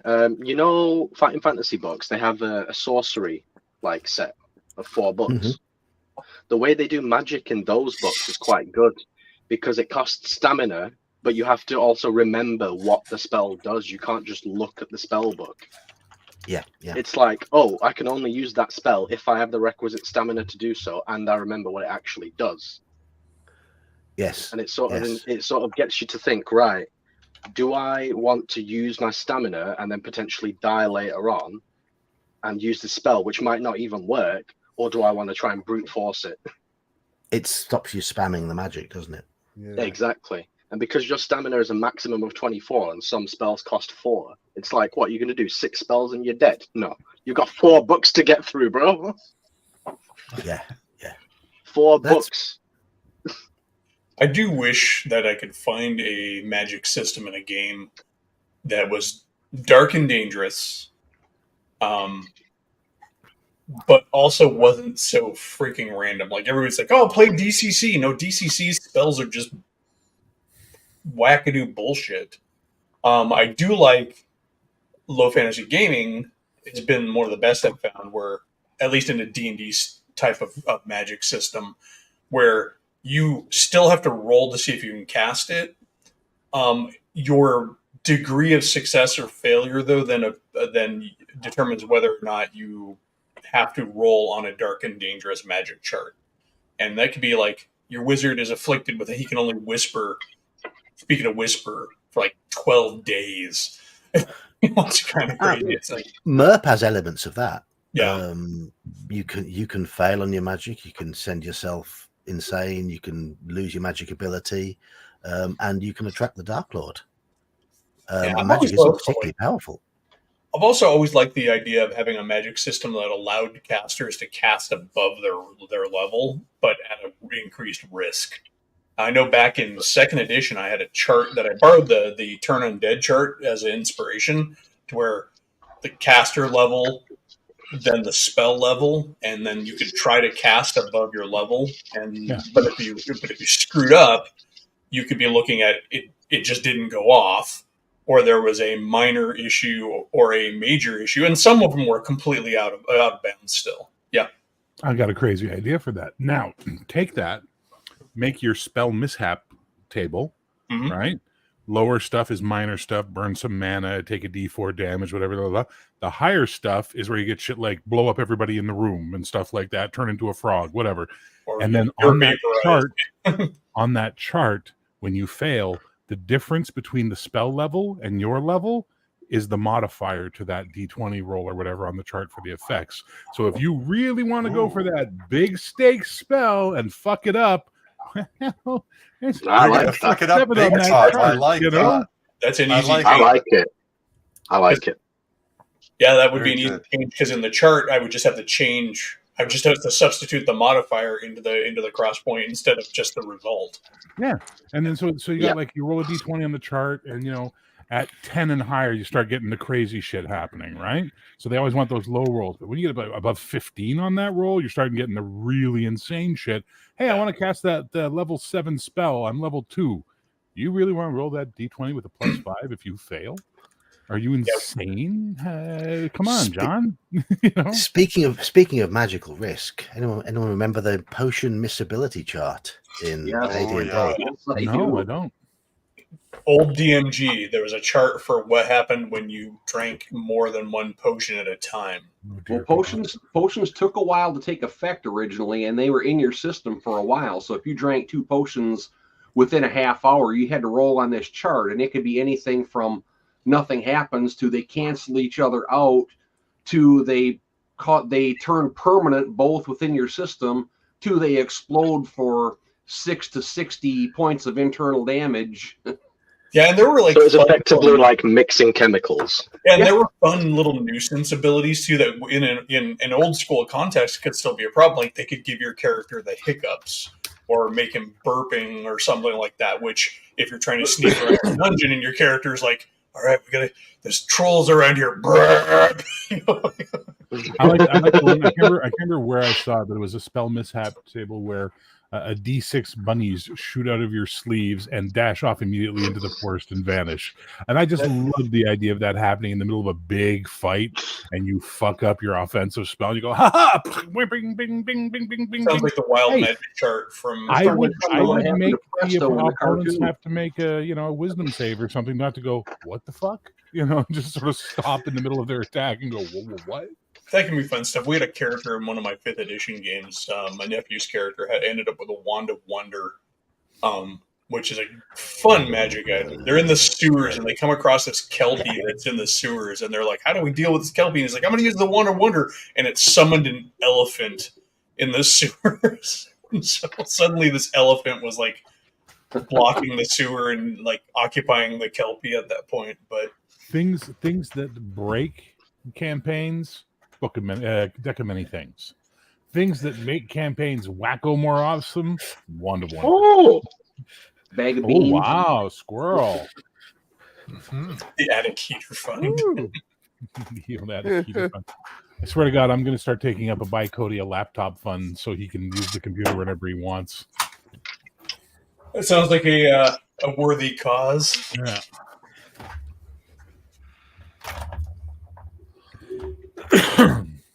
My new location. The eaves of my house. You're in the loft. I'm in the loft. Well, yes. and he needs some sound deadening too because he was ambushed by helicopters the other day. No, that's just his criminal undertakings. But Yeah. The moment I started recording my video on Tuesday, a helicopter started hovering overhead. And I was just like, all I can see, you've got like zero insulation in between those joists there, dude. Yeah. Typical You had a European motorbike the attic. other day, didn't you? what was that, yeah, sir? welcome to Europe, yeah. You had a motorbike the other day. What Oh, bugs yeah, it? motorbikes. I see that, and then I hear all my friends in the UK like complaining about their heating bills. I'm like, well, if you put some insulation in there, It'll keep it cool in the summer and warm in the winter. I mean, I've got no Exactly. insulation in my basement, but there's a whole other roof above me. Oh, We've okay. actually You got want a to talk really about no thick- insulation? I talk to a lot of South Americans through my job and just through social things and like that. They don't do insulation for the most part in South America in their houses. It's just not a thing they do. And they always ask me, like, how do you guys survive in winter? I'm like, insulation and heaters? That's how we survive in winter. How do you survive in winter? Well, it's only 13 degrees. It's like, shut up. I hate you. California, The floor to my loft is carpeted, and there is under the floorboards there is insulation. It's just the You roof. got to put it in the walls, mate. Yeah, you need We've to get got- it in between those eaves. For those eaves, you put pink stuff in there, and then you put Yeah. gyprock over it. You can We've even got cavity. just, We've got cavity wall insulation, but we've also got houses either side, so we get the Yeah. recidual heat from the houses either side as well. Yeah, but it goes right out that roof, dude. For you up there. in the- Don't turn me into my mother telling me I have to wear a hat because 90% of my body heat goes through my head. Okay, come on. Which proved to be bullshit, so our parents were lying Yeah. to us. So. Oh yeah. Well, it's shut her up by saying, so if I 30%. just wear a hat and shoes, I can go out into the middle of winter and nothing else, and I'll be fine, Ma. Is that what you're saying? Well, yeah, it's funny. Here in the Midwest, coming from the Pacific Northwest, where we have a nice even temperature, right, especially Western Washington, I spend much more time out in the air, in basically shorts and sandals and a hoodie, right? Whether it's 50 degrees, 40 degrees, or 70 degrees, the temperature That's my insulation tonight. dips a moment here in the Midwest, and suddenly everybody's bundling up like they're extras in the thing, but and I'm still walking around in my shorts and my hoodie, and I think part of that is just acclimation to climate too. Like, There's always that one guy, because I'm from the north of England. Everyone's wrapped up, and there's always that one guy with shorts and flip flops, and it's like, fucking hell, mate. Who are you trying to impress? We have that guy in Montreal right now. Oh yeah. Those guys exist anywhere where there's cold. Now I used to work with a guy. I used to work with a guy. No joke. He was something wrong with his blood, so his complexion was beet red all the time, and his body temperature ran very high as a result. But it wasn't life threatening. It was just something he had to live with. We'd go have smoke breaks at work, and it'd be like -30 out, and we'd all have our parkas on, and so he'd just walk out in his work shirt, and it's like, "Are you not cold?" Nope, smoking away, happy as could be. Well, the secret to all of those guys too, though, is what they don't tell you. And this is because I used to get cornered by my coworkers all the time. How can you be out there? It's snowy, aren't you cold? I'm like, I'm not standing around in the cold all the time. I'm going from my car to the office, going from the office to the car. I might do some light errands out there on the outside, and around here, like 50 degrees is not cold to me, but everybody starts bundling up at 50 degrees. Right. Anyway, we have come to midnight. Oh, wow. Yeah. We've come to midnight. And midnight is... There's my little pumpkin thing. So, before the stream ends, those of you who have channels, I would like you to shill them. Starting with the grumpy old Slan, who you told me you were grumpy today, which is the first time I've heard of you being grumpy. Hey, finally. Shill your channel, Slan. He's no longer an imposter. I'm the grumpy old Slan. That's the name of the channel. I do some talking about games. I look at old magazines and books and whatever. Takes my fancy. So that's about it, really. Last video was my last solo play session of the first French role-playing game called Le Château des Sortilèges. So glad you could say it. Is it true to say English is your third language, Slan? Yes. Yes. So there we go. We have a polyglot with us. Yeah. I've got to say thank you, Squirrel Hermit, for this very kind $20. I do have a heater buried somewhere under all my wife's camping crap over there, which I will find at some point. But you probably tell us behind the pool table. Yeah. Halakar, you don't have a channel, but I don't have a channel, so all I'll say is make sure you push all the buttons and stuff to like the old Geeks show here. And everybody else who's on here. Right. And it's nice to have you on now. Your work situation has changed, because most people will just know you through your sarcastic comments in chat, winding everybody up. Well, I got plenty of those. Yes. Daniel doesn't have a channel. He's also disappeared. He's left himself in when he's taken his lad off to air rifle shooting, whatever. Bear. Don't have any channels. Don't know what you're talking about. I'm a hermit. No, you've got two. Yeah, you can find me at youtube.com/@TSRPG. That's the Society of Role-Playing Gamers. We mostly do live plays there and have a show called the Four Color Cafe where we do interviews with people. This Sunday we have to do one. Normally we do it on Wednesdays. We're doing it on Sunday to facilitate. We're going to have Kevin Symbiota and Sean Robertson from Palladium Games on talking to us for a couple of hours. So you can come by and check that out. And then I have my own private channel, well, not private, personal channel, which is at Bear the Gen X GM, where I, don't give a shit. Enter at your own risk. I'm moving around. I'll come to Joker in a little bit. You have my attention, but you were the last one to join, so you'll be the last one to No, I was share. pointing to Bear because Bear's right in the middle of the screen. So I was pointing while he was talking. Elfbait. The channel is Elfbait. I stream on Sundays, just general game chat, and now I'm streaming every other Monday, running my By the Sword campaign, which is the OSE campaign set in a sword and sorcery setting. I'm also on GM Cody's game on alternating Sundays in a second edition game. But I talk about all sorts of games, ideas about gaming. Sometimes it's just general chat, but also not just RPGs. Sometimes it's miniatures talk. So Good stuff. Iman. Hi, my YouTube channel's Intellectual Quandaries, mostly video game stuff. I'm nearly at 300 subs, so if I could get to that, that'd be amazing. you've got more than me already. I know, it's crazy. Damn video games, you kids and your Yeah. The difference is, Joker. with my market, you guys, you all subscribe, right? The younger generation don't give a fuck. They just want to consume. I know that. Yeah. Joker, you've just started a channel, and I fixed your audio last weekend, didn't I? Indeed, you did. Thank you. But Joker, give you a quick shill.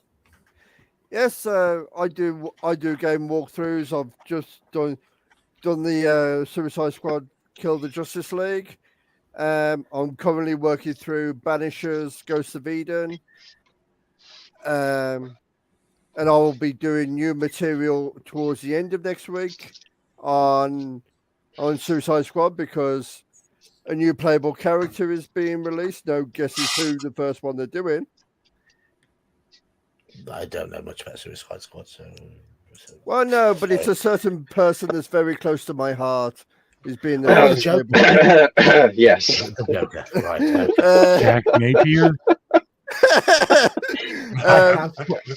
I've put links to everyone's channel in the blurb. I've been very organized tonight. So if you are intrigued by anyone's channel who is in on the panel, do click them, like them, subscribe them, whatever.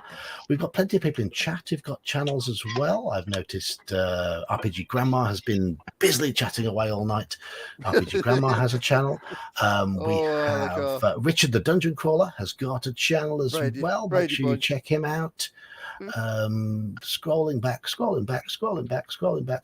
My Hawkman. DM Cody was there earlier. Thanks, Mido. If I've missed you out, I do apologize. Just give your channel a shout out in chat. I don't mind. It was in earlier. Saxius. Major's Musing was in earlier. Major's Musing. Saxius hasn't got a channel. Major's Musings. Of course, check out his puppetry. Awesome. And as I've already said, the main point of doing tonight's stream was the fact that two of my panelists, Bear and Elfbait, are currently running low magic, low fantasy, very gritty, authentic feeling games. Elfbates is in a Conan style world, and Bears is in a medieval Europe inspired world. And if you like low magic, low fantasy style gaming, you could do a lot worse than checking out their live plays because they're good. So, and a number of us here playing them. Myself and Iman play in Bears game, and Slan, long the waiting list is. Yeah, and Slan, hey, if you're asking me, Bears up there with that was best a people hit. I've ever played with. But it's, I'm up there with what? How long best people I've ever played with. Stop. Well, you haven't played much, so it doesn't count. And Slan, of course, Slan plays in Elfbate's Monday night games. So we play the games, we run the games, we enjoy the games, and that is the whole point of the hobby. And so I'm going to depart now. Thank you all. Thank you, Hungar, and thank you, Squirrel Hermit, for your donations tonight. Much appreciated. I've been the Old Geek. I'm going to end the stream because it's gone past pumpkin hour. Thank you, everybody. Good night, Good everyone. night. Goodbye, Good night, everyone.